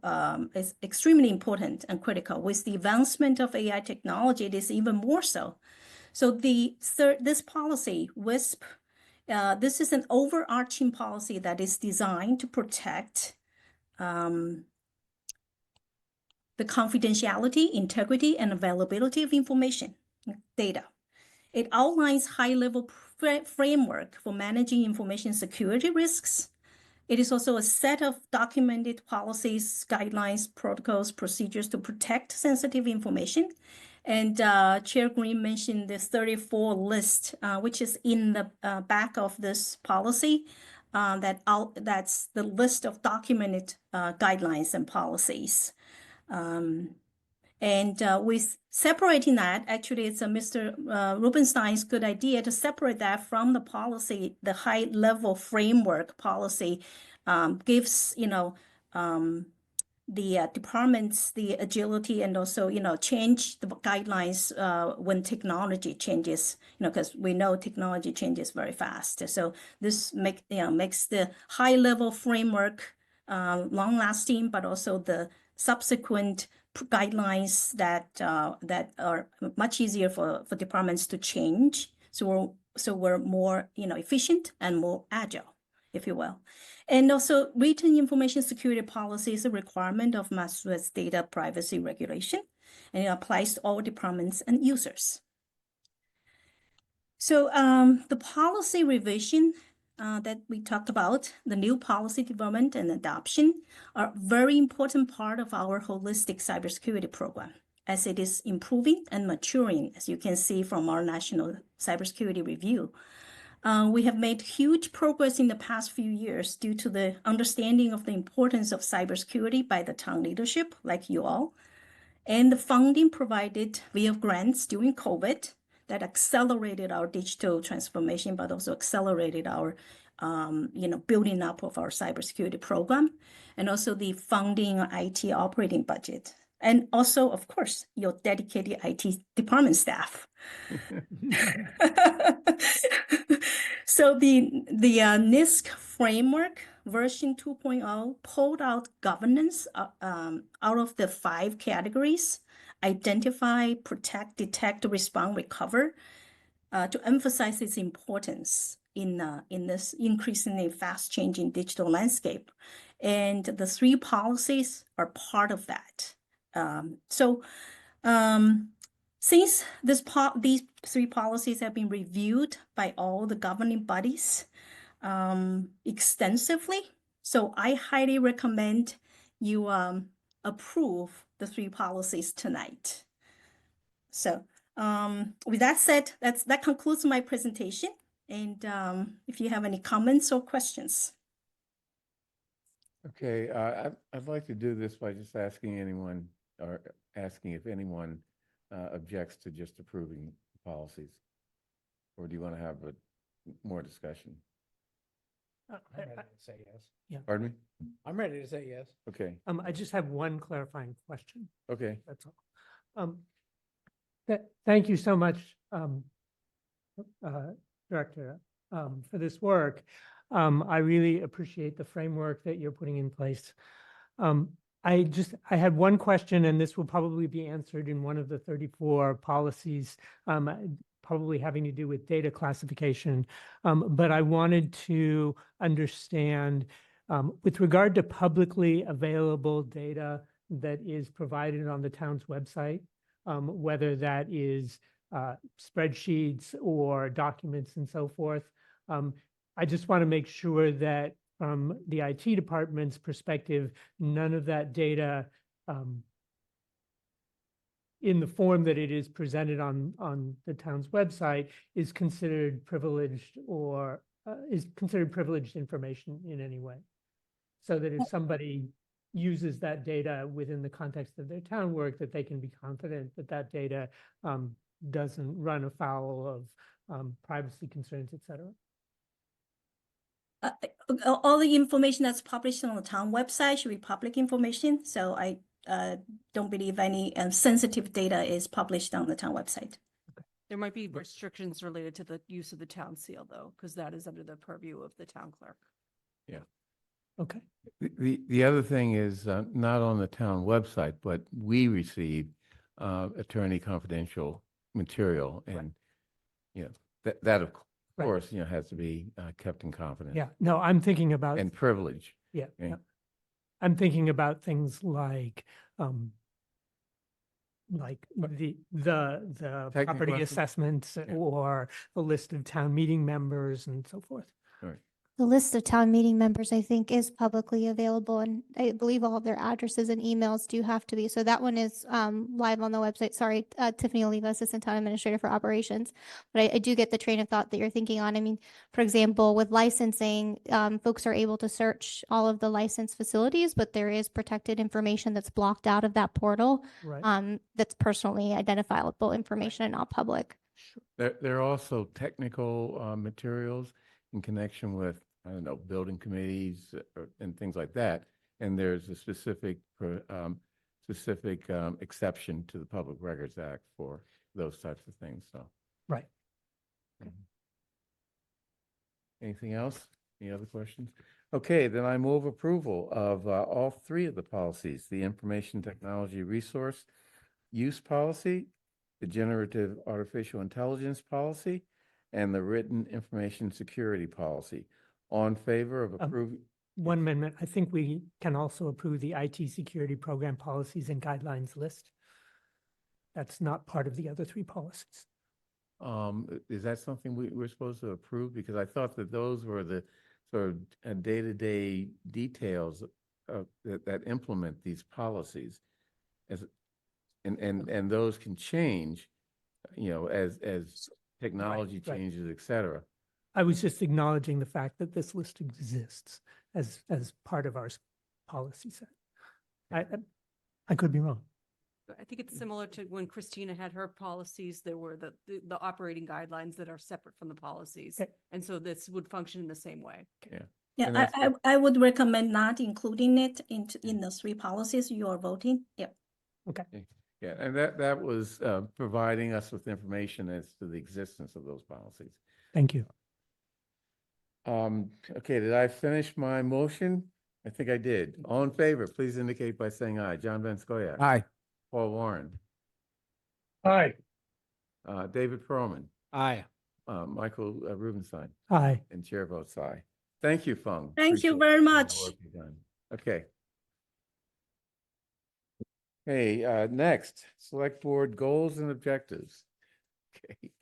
Tiffany, you want to lead us through this discussion? Yes, I'm happy. 9:15 at night? I'm happy to start us off. Well, this is a preliminary review, of course, and we just digested information that you gave us from the work session last time. Again, sorry, Assistant Town Administrator for Operations, Tiffany Oliva. So just a recap of kind of process since the work session. So obviously at the work session, we went through the list of fiscal year 26 goals and objectives, and we went one by one and decided, are we going to carry it over to fiscal 27? Are we going to pull it up and out to the 2030 roadmap? Or are we going to remove it because it might be completed within fiscal year 26? With that, we narrowed down the carryover from fiscal year 26 to 6 or 7 items. And then we generated a list of 25 potential additions for fiscal year 27. Since the work session, we met individually and also in groups with department heads. We met individually with Planning and Community Development Director Kara Bruton, who's online, and also individually, is in the room, and also individually with Department of Public Works Commissioner Chute. And then we met in groups with the remaining department heads, with the exception of we did not meet with the Director of Office of Diversity, Equity, Inclusion, and Community Relations, and we did not meet with the Interim Director for Public Health and Human Services due to scheduling conflicts. So with that said, between the feedback you all provided and the discussion with department division heads, I've put together a list of 16 fiscal year 27 goals and objectives. One major thing that I left out was reference to the Community Health Improvement Plan. And I caught that while speaking with our Council on Aging Director yesterday. So I have not had the chance to actually go in and add that one in there, but I just want to note that was a major leave out that I definitely want to go back and add because you all discussed it during the work session. I'm going to pull the goals and objectives up on the screen. Let me ask a question. You're going to meet with the Diversity Director and the Health Director before our next meeting? Before the next meeting, yes, we'll follow up with them. I assume, but I just wanted to. Yes. And so just a note here, the first column has the drafted language, and then the third column has kind of notes, changes that references the original language you proposed, any questions that came up as we were hashing these out. And we've highlighted several of the goals and objectives in blue. A lot of those are housing and planning and community development related, which is why I also asked the Director Bruton V here to help us answer any questions and guide discussion there. So interested to hear your reactions to the goals and objectives, what was left out, what needs to be changed, and what technical questions you might have in particular for Director Bruton or Commissioner Chute.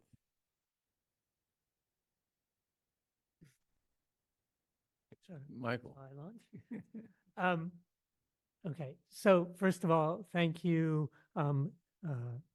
Tiffany and all the others that you met with to bring this list. There's obviously a lot of work here.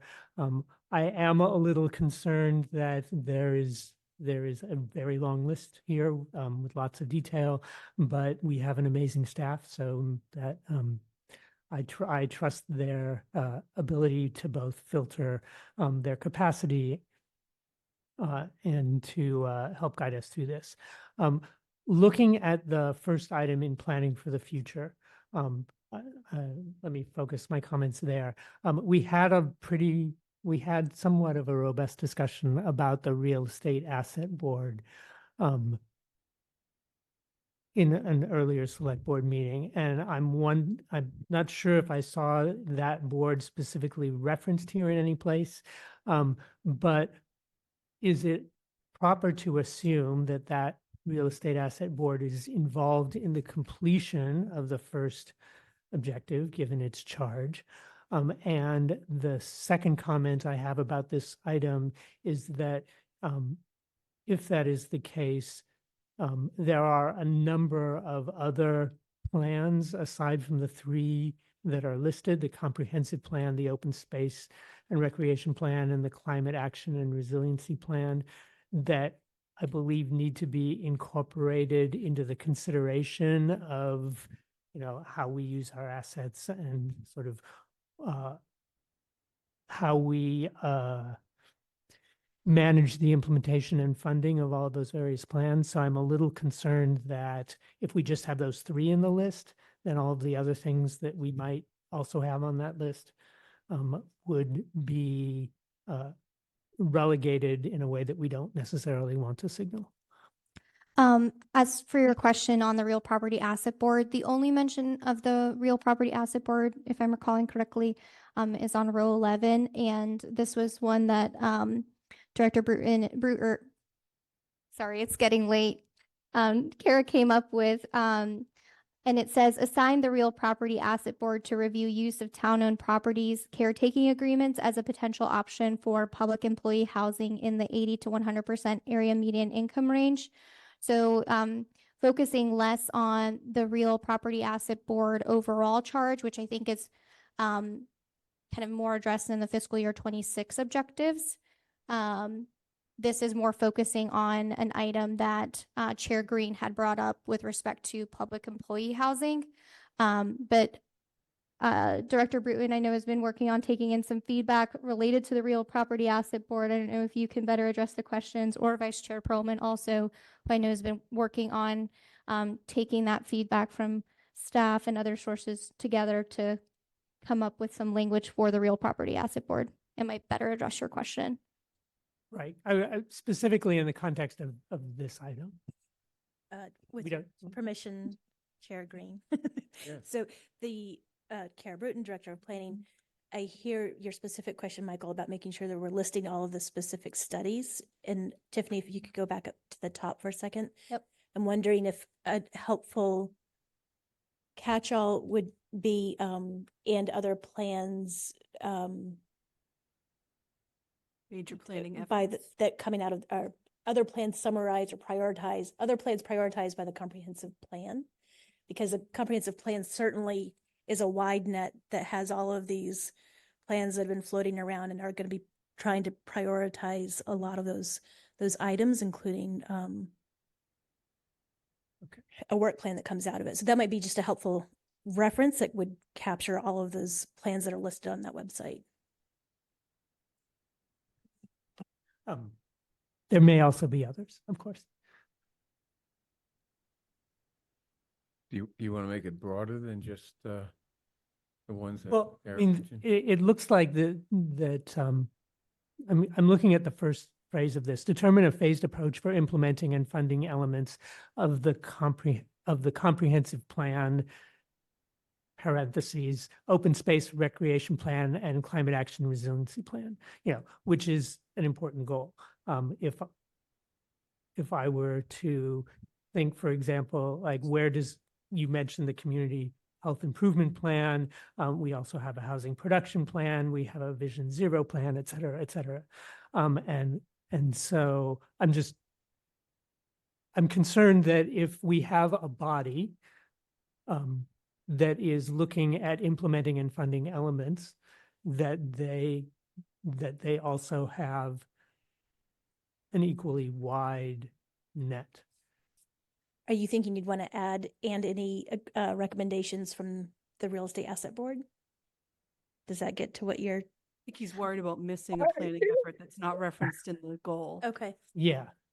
I'm wondering if, so like the first item on that goals and objectives does not specifically mention the Real Property Asset Board. Right. So I think we're starting to intermingle those efforts, which are slightly different. And I think the Real Asset Property Board, as first envisioned, started with real property, like land that has a building on it, our town assets that have a building on it.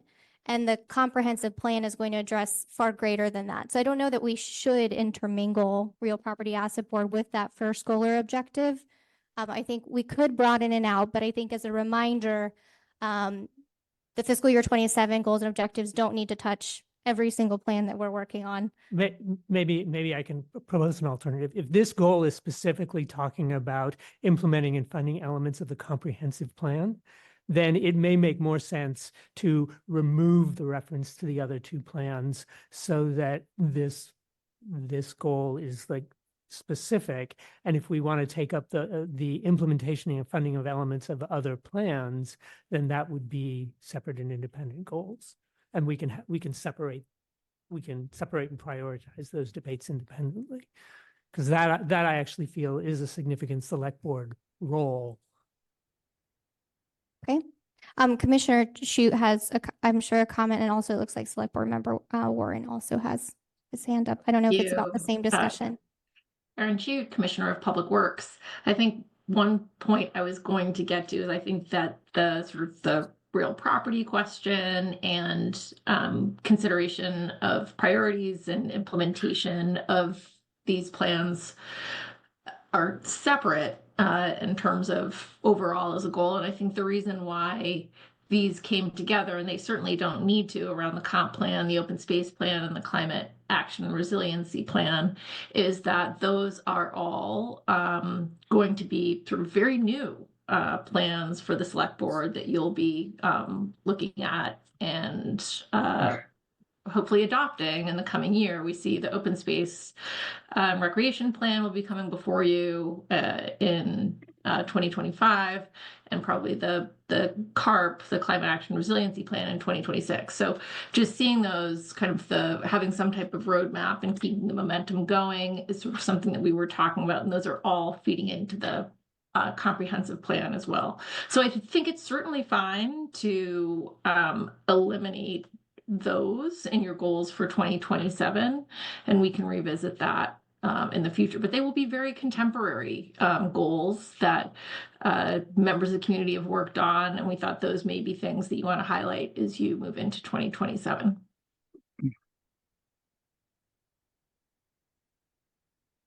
Okay. Oh. Yep. I wanted, Tiffany, could you put the list back up? Thank you. I wanted to suggest that we not specifically say, mention the real asset board. Okay. And just make it an objective that says review. I need to see where it is. It's Rule 11. So get rid of, I'm suggesting that we get rid of assign the real property asset board. I'm suggesting eliminate that and just say review use of town-owned properties, caretaking agreements, etc. And who does that? It may be a real asset board. I know we're still having a discussion about what is a real asset board and do we need one? So, I'm suggesting let's take that out. Let's take the assignment out of the goal and just have the objective, which is review use of town-owned properties, etc., etc. Okay. And then if you scroll up to Michael's point, and I think which Erin just spoke to, I think the spirit of this goal is to, instead of having plans that just sit on a shelf, that we're actually starting to execute through funding, right? So what are the phases to fund? I think that's what we're trying to get at. I think it's okay to list them, but I think the key statement here is determine a phased approach and implementation and funding elements for the following. It could be comprehensive plan and these other ancillary things, but I think the key is phasing and funding. So stuff doesn't sit on a shelf. Okay. Good.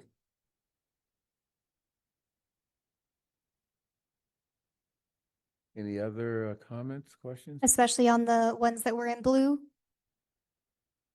I can go through those. So one was to continue to work with planning and community development staff to enable funding and select board support for the next 2 town actions, in parentheses, rezoning, sale of land, etc., that would enable significant additional property revenue or new growth, parentheses, which would bring at least 500,000 additional property tax revenue per year. Sorry, I enlarged this. Let me make it a little bit bigger. Okay, consulting funding from the general fund for planning and community development will continue to prioritize projects that add to commercial property growth.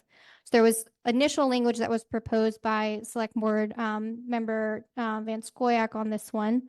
How do we like this current language / Director Bruton? I don't know if you have anything you'd like to add or share on the shaping of this goal and how you arrived at this new language. I think we talked about what types of projects this might mean. I think that's just to give a little bit of context. if you don't mind. And where did we come up with the number 500,000? That was proposed by John. I think it was off the top of my head, Okay. to be honest with you. And also just a note that Paul has his hand raised. Okay. Do you want- No, go Okay. ahead. I found the direction that the select board was going very helpful to have, something big enough that we're talking about $500,000. Like that's actually very helpful direction to say that that's what kind of project you're talking about. Because this is an objective just for one fiscal year, we're coming to you every year saying, here's the next 2 or 3 projects that we see in the pipeline that might shift around based on political support, funding, and property owners being willing to actually do something. We'll continue to do that. I thought it might be helpful for you all to have this be about, funding, what's the next step to help these things actually happen. As everybody knows here, any one of those projects that are a project of that size will most likely require rezoning and will most likely take 10 years. So I think the idea, hopefully, is to keep the pipeline going, right? Not rest on our laurels, but okay, what's the next one? What's the next one? And we got to keep the So pipeline what going. size project generates $500,000 in property tax? Is that you say it's a large project, how large? I mean, So the Children's Hospital expansion years ago was that's brings a 2 huge million. project, right? Brings $2 million a year. $500,000. I don't think I wrote the numbers down. Sorry. Okay. I had this ready to go and I don't. But something like 80 units, residential units, something like that. And how often do we get those? Residential, we don't get unless it's a 40B. Yeah. Um, Wait, Paul has his hand up. Yeah. In commercial, we do get with rezonings. So we've had multiple hotels. Oh, that's true. Okay. And those come in every, 3 to 5 years. Okay. Paul? My hand is out, Bernard, sorry. Okay. David? Just regarding, you gave an example on the residential side of 80 units producing 500,000 in revenue growth. What about on the commercial side? What type of project would lead to that? Not good at doing this on the fly. Let me come back to you. I'd have these in notes, but I think it's something like 75,000 square feet of commercial, something like that. A huge commercial site, right? But, remember the Porsche dealership just doubled or tripled in size. That's bringing in new commercial tax growth. Okay. These things do happen. Sometimes they're just not as controversial. Yeah. So are we talking about TJ Maxx size commercial to get to 500,000 or more So, than that? let's see. A grocery store is about 200,000 or about 150, 200,000 square feet, if that gives you a sense of size. Okay. Yes, Michael. So I'm noticing in the wording that it sounds like it's very important that the goal include enable funding and select board support, right? So, I mean, this is a list of select board goals. I mean, I guess that seems redundant with the select board function. So I'm wondering if we can actually focus the goal language on the specifics, because I think we can all acknowledge, and it's true for this one, it's also true with the first one, it's also true with the 100% housing one, that all of these things are going to require funding and select board support. And so in a sense, what I'm hearing from you, Tiffany, and you, Kara, is that you're asking us to make funding and support and focus decisions through this process. Well, if I could chime in here, I think it is helpful to understand where the priorities lie so that when we do need to make funding decisions, we have a clear sense of where to put the limited resources that we do have. So as an example, the discussion that the board has had over the last couple of years around street rehabilitation and the priorities that need to be happening there, that has been very helpful as we're building the CIP and trying to allocate resources. So, if everything's a priority, nothing is a priority. So we need to make sure that, and I think that's really where the roadmap is going to help as well, because those will kind of be broader priorities, and then we'll have some more specifics with the year-to-year goals. Okay. Thank you. Okay, the other ones we highlighted in blue, we talked a little bit about removing the reference to the real property asset board in this one to be just review use of town-owned properties, caretaking agreements as a potential option for public employee housing in the 80 to 100% area median income range. If there are additional comments on that, please let us know. There were a couple that we added kind of or that Kara added through the sense of the board at the last work session. So one is direct the planning board and housing advisory board to report on a prioritized list of strategies to increase the number of deed restricted income housing serving households between 80% and 100% AMI. This could range from incentivizing or buying restrictions on existing units to new construction.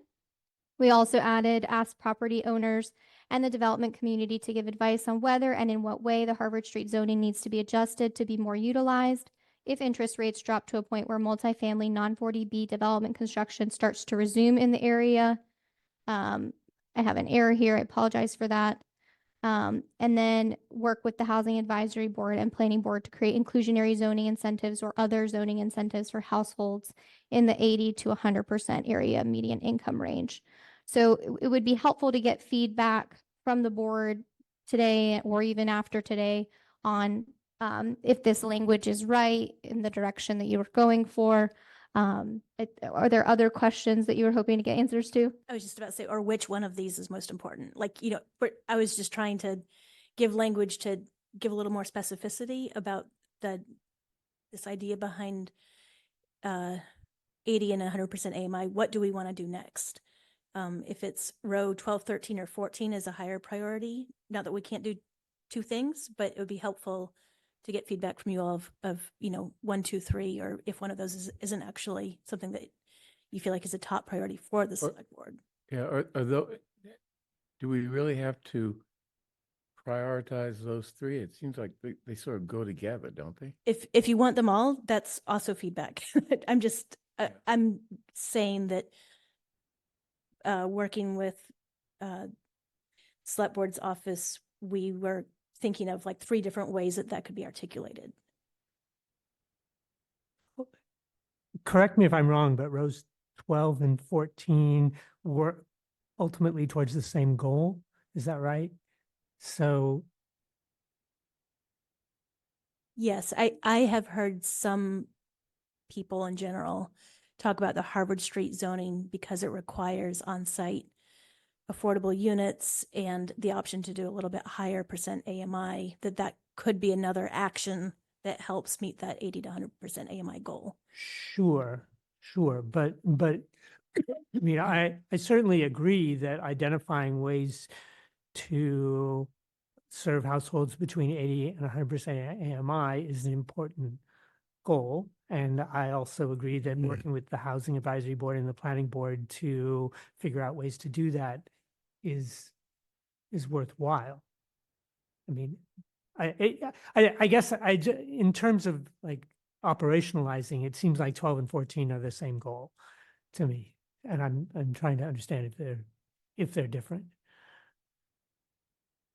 I would say one is asking the HAB for their expertise in this world and bring you some options, whereas 14 is saying we don't need the lecture, we want you to create more units.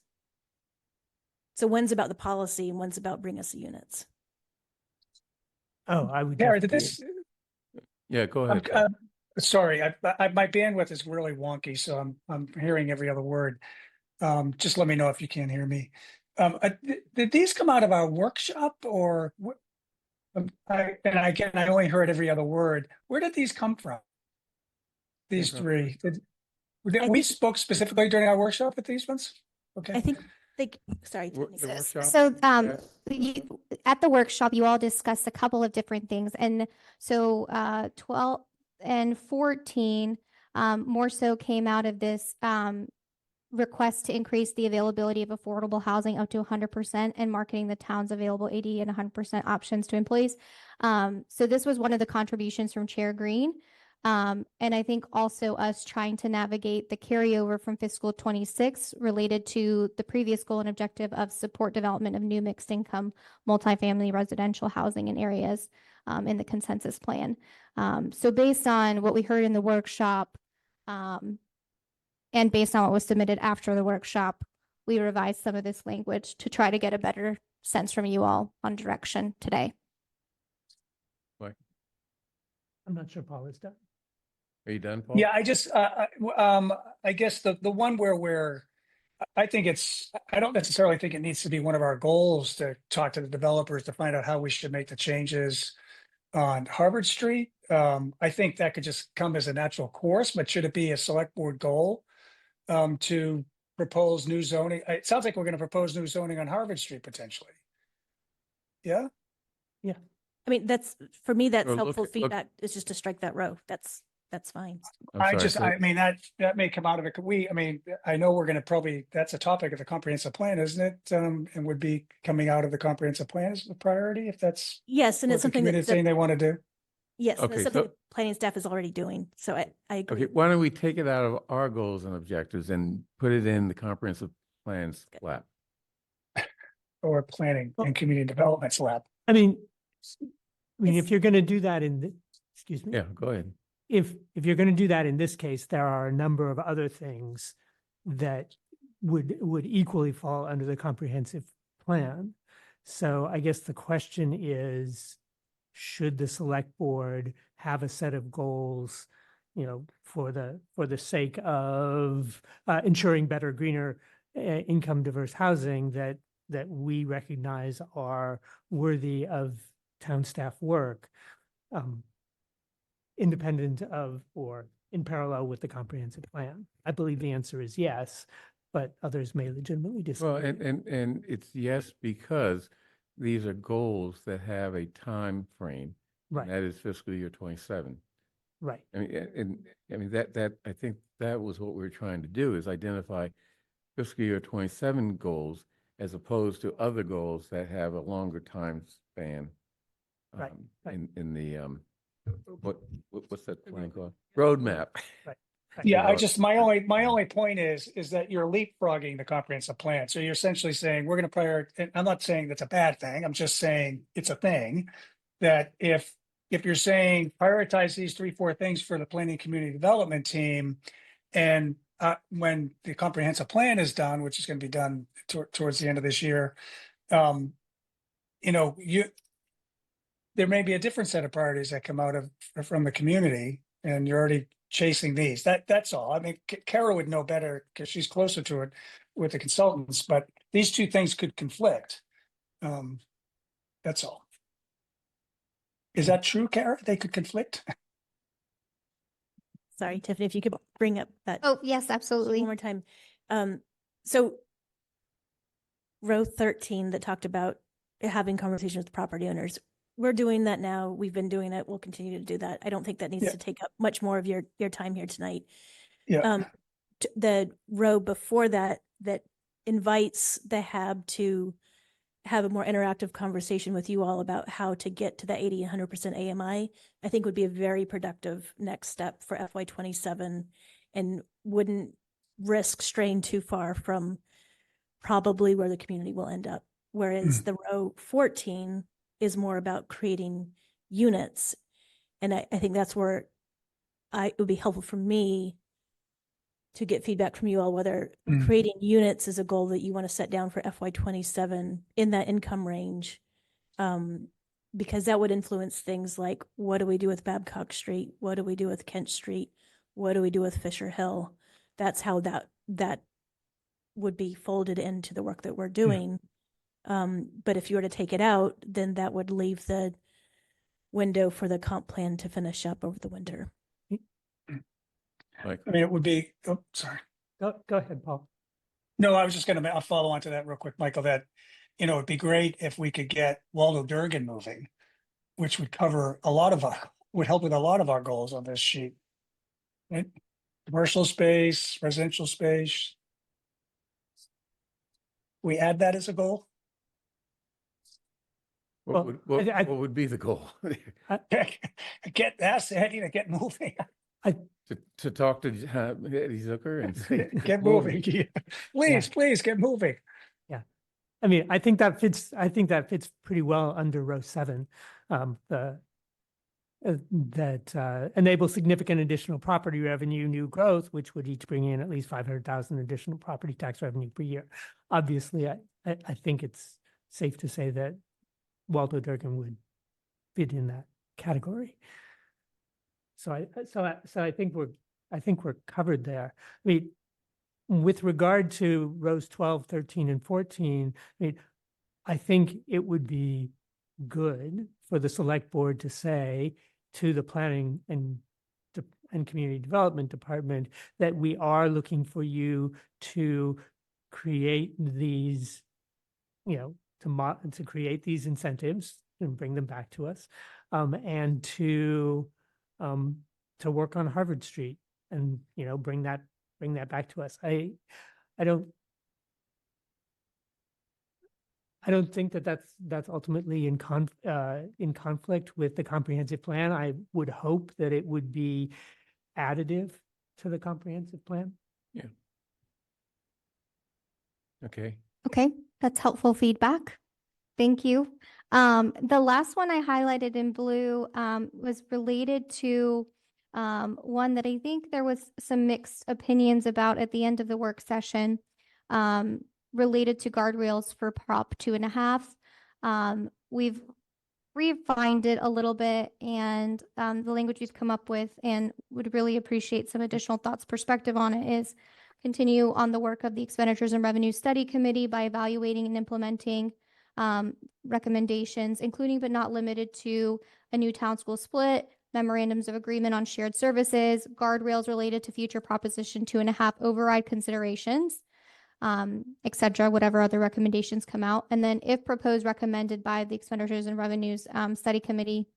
Sorry, actually, that was just a repetitive. I apologize. That was the end of it. So any thoughts on Prop 2.5, and if that's something the select board wants to explore guardrails for? What would be a guardrail for Prop 2.5? I mean, not as if we have any control over it, or do we? Well, I think this was around policies around the, we have policies within the levy on what our debt burden can be, but we've had conversations about, what that would be outside the levy. But I think one of the things that we were worried about is, setting a policy that would look like it would be binding a future board, which obviously it's the board's prerogative to set these levels. And so trying to figure out a way to kind of change that a little bit. So that's why we've got some of the additional language in there. David, I'm sorry, David. My recollection is at the workshop, John had raised the point that taxpayers want some type of certainty about how much their taxes will increase year over year, or in segments of 5 years, some sense that we would not exceed a certain level. So that was the context the discussion came up in. And as you just mentioned, there was some concern about binding a future board from taking some kind of action, which we cannot do. But my interpretation of John's remark was more, what would be sort of our general policy? What would we try to avoid? What type of guarantee would we try to give to the taxpayers so that they have an understanding of what's coming? And when would we support or oppose property tax increases on that basis? Yeah. If you tell people that this is what we're aiming for, and world falls apart and we can't reach that, then some people will say, well, you violated your agreement with taxpayers by raising taxes higher than you were trying to keep them below. Bernard, may I speak? So we already have a tax certainty agreement. It's called Proposition 2.5. And it can only be overridden by the voters. So there's already a guardrail there. Yeah. So what the community might find helpful is if we could forecast out beyond this override and get to the next one and say, if growth continues to happen the way it is, you can, we would anticipate all things being equal, if we didn't add additional commercial space or whatever, this is what the deficit would look like in the next 6 years, to forecast it. But I think we got to be really careful in saying that we're going to have a policy that says we can't go beyond X. We already have that policy. It's called Proposition 2.5. Michael? I'm just reading the text of line 21 again. And I just want to make sure that we're debating the thing that's actually referenced in the text. I mean, this talks about the work of the Expenditures and Revenue Study Committee, and a town school split, memorandums of agreement on shared services, a number of topics that have been taken up by the Expenditures and Revenue Study Committee in order to help us manage and make our finances more predictable. And I think what this goal is asking is whether the select board has as its goal to continue and enhance that work, not the question of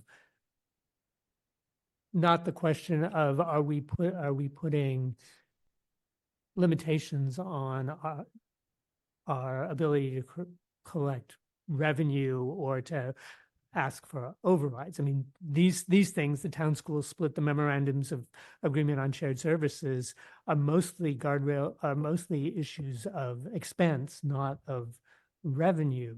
So it seems Why don't we focus it, Michael, on one, I think you're right. It's not about 2.5, but what if we just more focus this goal on the town school partnership, and continuing, because I know there's more work to be done there, and focus it on that, town school 2.0 or something. Yeah. Okay, that's helpful feedback. Thank you. I did ask Commissioner Chute to join us tonight, just in case there was any follow-up questions related to the DPW goals and objectives. Like I mentioned, planning and DPWs were the ones we discussed the most. So are there any other follow-up questions for her on items you brought up at the work session or what you see on the goals and objectives drafted related to DPW's work? I'm fine. Okay. All right, so I'll take the feedback from today and work with staff. We'll meet with Lloyd and John with diversity, equity, inclusion, community relations, and then public health. And then I also failed to mention there was one other major ad that we wanted to add for fiscal year 27, which is in the fiscal health category, just related to thinking about the closeout of American Rescue Plan Act funds and the plan for stability there. So we'll add some language related to that since that will happen right in the middle of fiscal year 27 and is a pretty big one. That is big. Yeah. Okay. Okay, thank you. Thank you. Thank you. Okay, next on the agenda is boards and commissions reappointments. Why don't we do those in omnibus fashion? 16A through 16F. Anyone have any questions about any one of them? Not here. Hearing none, let's vote. I move approval of the appointments in items 16A through 16F to the various committees in our agenda. All in favor, please indicate by saying aye. John Van Scoyac. Aye. Paul Warren. Aye. I take it that was A? Yeah. A, okay. Thank you. I'll interpret that as aye, right? David Perlman. Aye. Michael Rubenstein. Aye. And chair votes aye. Next, boards and commissions appointments. Question of appointing. Let's see, I'll just read them. Ruby DeBrune and Virginia Simpson Gunner to the Brookline Youth Council as members representing precincts 5 to 8. I think that is something that John had a hand in. Oh, just, I made a suggestion which Chaz took me up on, so. Okay, good suggestion. Yeah. Why don't we do that separate because it's a new council. I'm not sure that's a good reason to do it separately, but we'll do it. Okay, I move approval of Ruby Dubrun and Virginia Simpson Gunner to the Brookline Youth Council. All in favor, please indicate by saying aye. John Van Scoyac. Aye. Paul Warren. Aye. David Perlman. Aye. Michael Rubenstein. Aye. Chair votes aye. Next. Before moving on, Mhm. I just had a question. Okay. I believe that Alec Leibowitz in his recommendation letter had a couple of other recommendations. And I didn't know whether those were reviewed or considered. I'm just wondering what the status of those recommendations is. It's admittedly been a minute since I looked at his memo related to this one, but for Ruby and for precincts 5 through 8, there were at least one other individual who's recommended. However, there are not any more seats available Right. On the youth council. So And there are no more at-large seats or?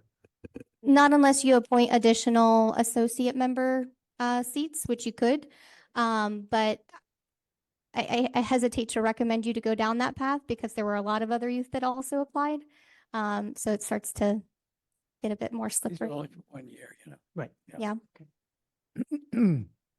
Okay, next, a question of appointing Bruce Ehrlich as an alternate member on the Preservation Commission.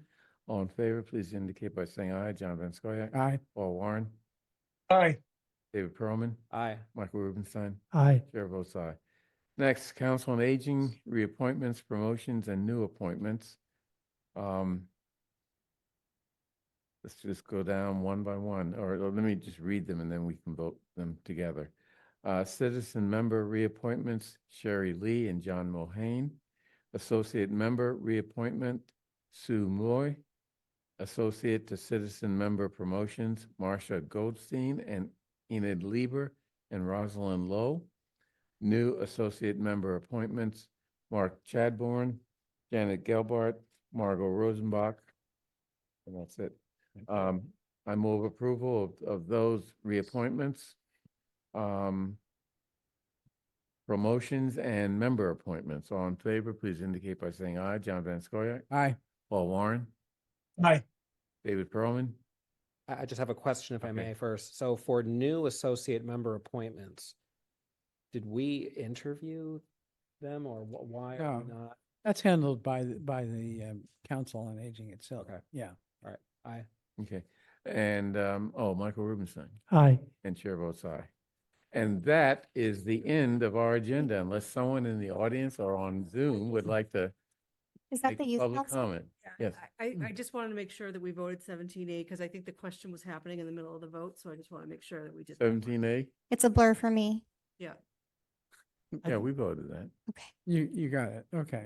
Okay. Yeah. I'm saying it's a blur for me. So Oh, it's a blur. it's a blur. Why for don't we me. just do it? So Okay, yeah. we can do it again. I remember voting it. So question of appointing Ruby Dubrun and Virginia Simpson Gunner to the Brookline Youth Council as members representing precincts 5 to 8. Just to confirm, all in favor, please indicate by saying aye. John Van Scoyac. Aye. Paul Warren. Aye. David Perlman. Aye. Michael Rubenstein. Aye. And chair votes aye. And you do still have one public comment waiting in the room. Okay. Neither are we. That's right. Do it. Is this someone's, Tiffany, is this someone's laptop? I don't want to, I can just. Oh, no, this is ours. Oh, okay, so that should be there. Okay, great. Thank you. Okay, so almost there. Once again, I'm just, do you want to start oh, you did. Okay. Once again, I'm just channeling others in this public comment. You've heard enough from me lately. And to be honest, I've had enough of being called despicable and offensive in the various threads. So first, I'm channeling Dr. Antonio Gargiulo, who was here earlier. He's a leading gynecological surgeon at Brigham and Women's and a resident in the neighborhood for 30 years. He's in strong opposition to the Victory Program's plan, and he says, quote, Urban planning best practices advise against placing high impact or high needs facilities immediately adjacent to sensitive uses such as schools and elder care residences. This is not a rejection of recovery housing itself, but a call for responsible siting that balances the goals of such programs with the duty to safeguard the well-being of our most vulnerable residents. Second, just a factual note on crime. According to an AI search, it's not just the 2021 homicide at a Victory Program site. Just in the last year, one resident of Portis House, which is the parallel house to what we would be doing, was involved in a threat of bodily harm, and they also had a case of shoplifting. We would know more about crime records if we could get them, which we have not been able to. Lastly, I'm now channeling the neighbors who met outside with Taylor Morley a few minutes ago. Select board members telling us we hear you, when in fact virtually nothing neighbors ask for is incorporated into the draft agreement, is just not very helpful. I've personally had conversations with most of you, but there have been scores of emails sent to you by others that never got any response at all. How can you expect people to feel heard when they're not responded to in any way? Going forward, neighbors most want to be actively included in the licensing discussions in a way they were not included in the selection committee and could have possibly changed the outcome there. And they want to understand what the options are for input and to actually see some effects of their requests. Finally, to end on a little personal note, I've long argued that it didn't matter if the select board consisted only of men. I thought you were such good men. It should be no problem.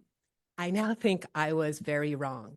You are extraordinarily good men, but you clearly just don't get it.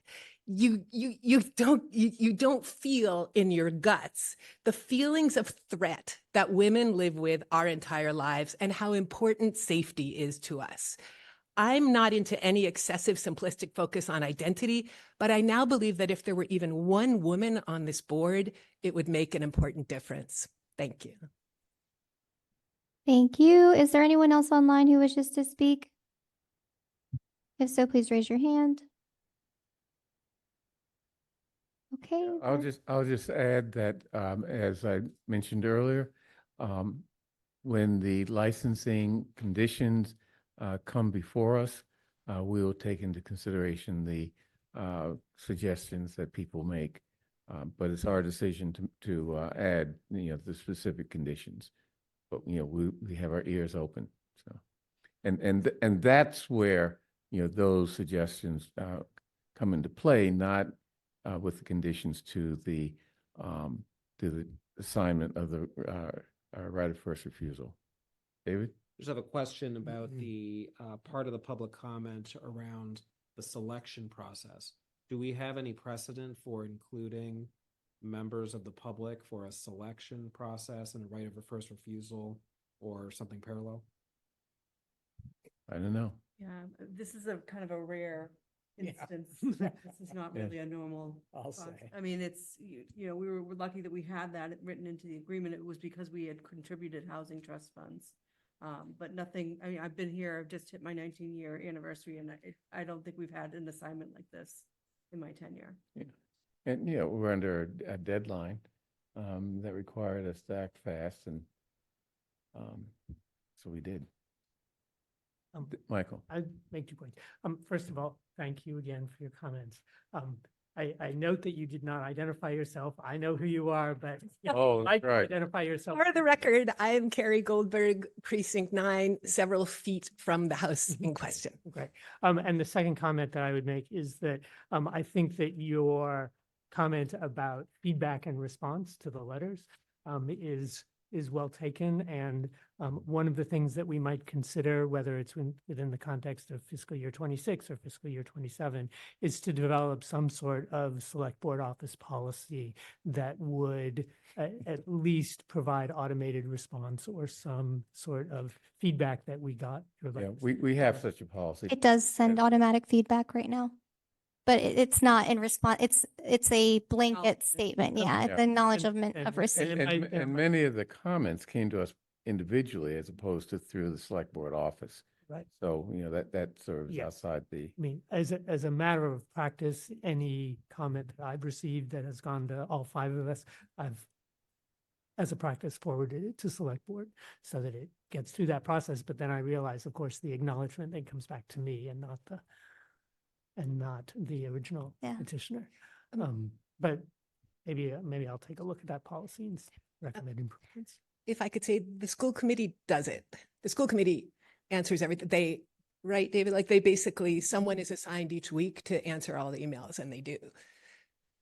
Thank you, Carrie. Okay. okay, and that ends the meeting. Thank you, everyone.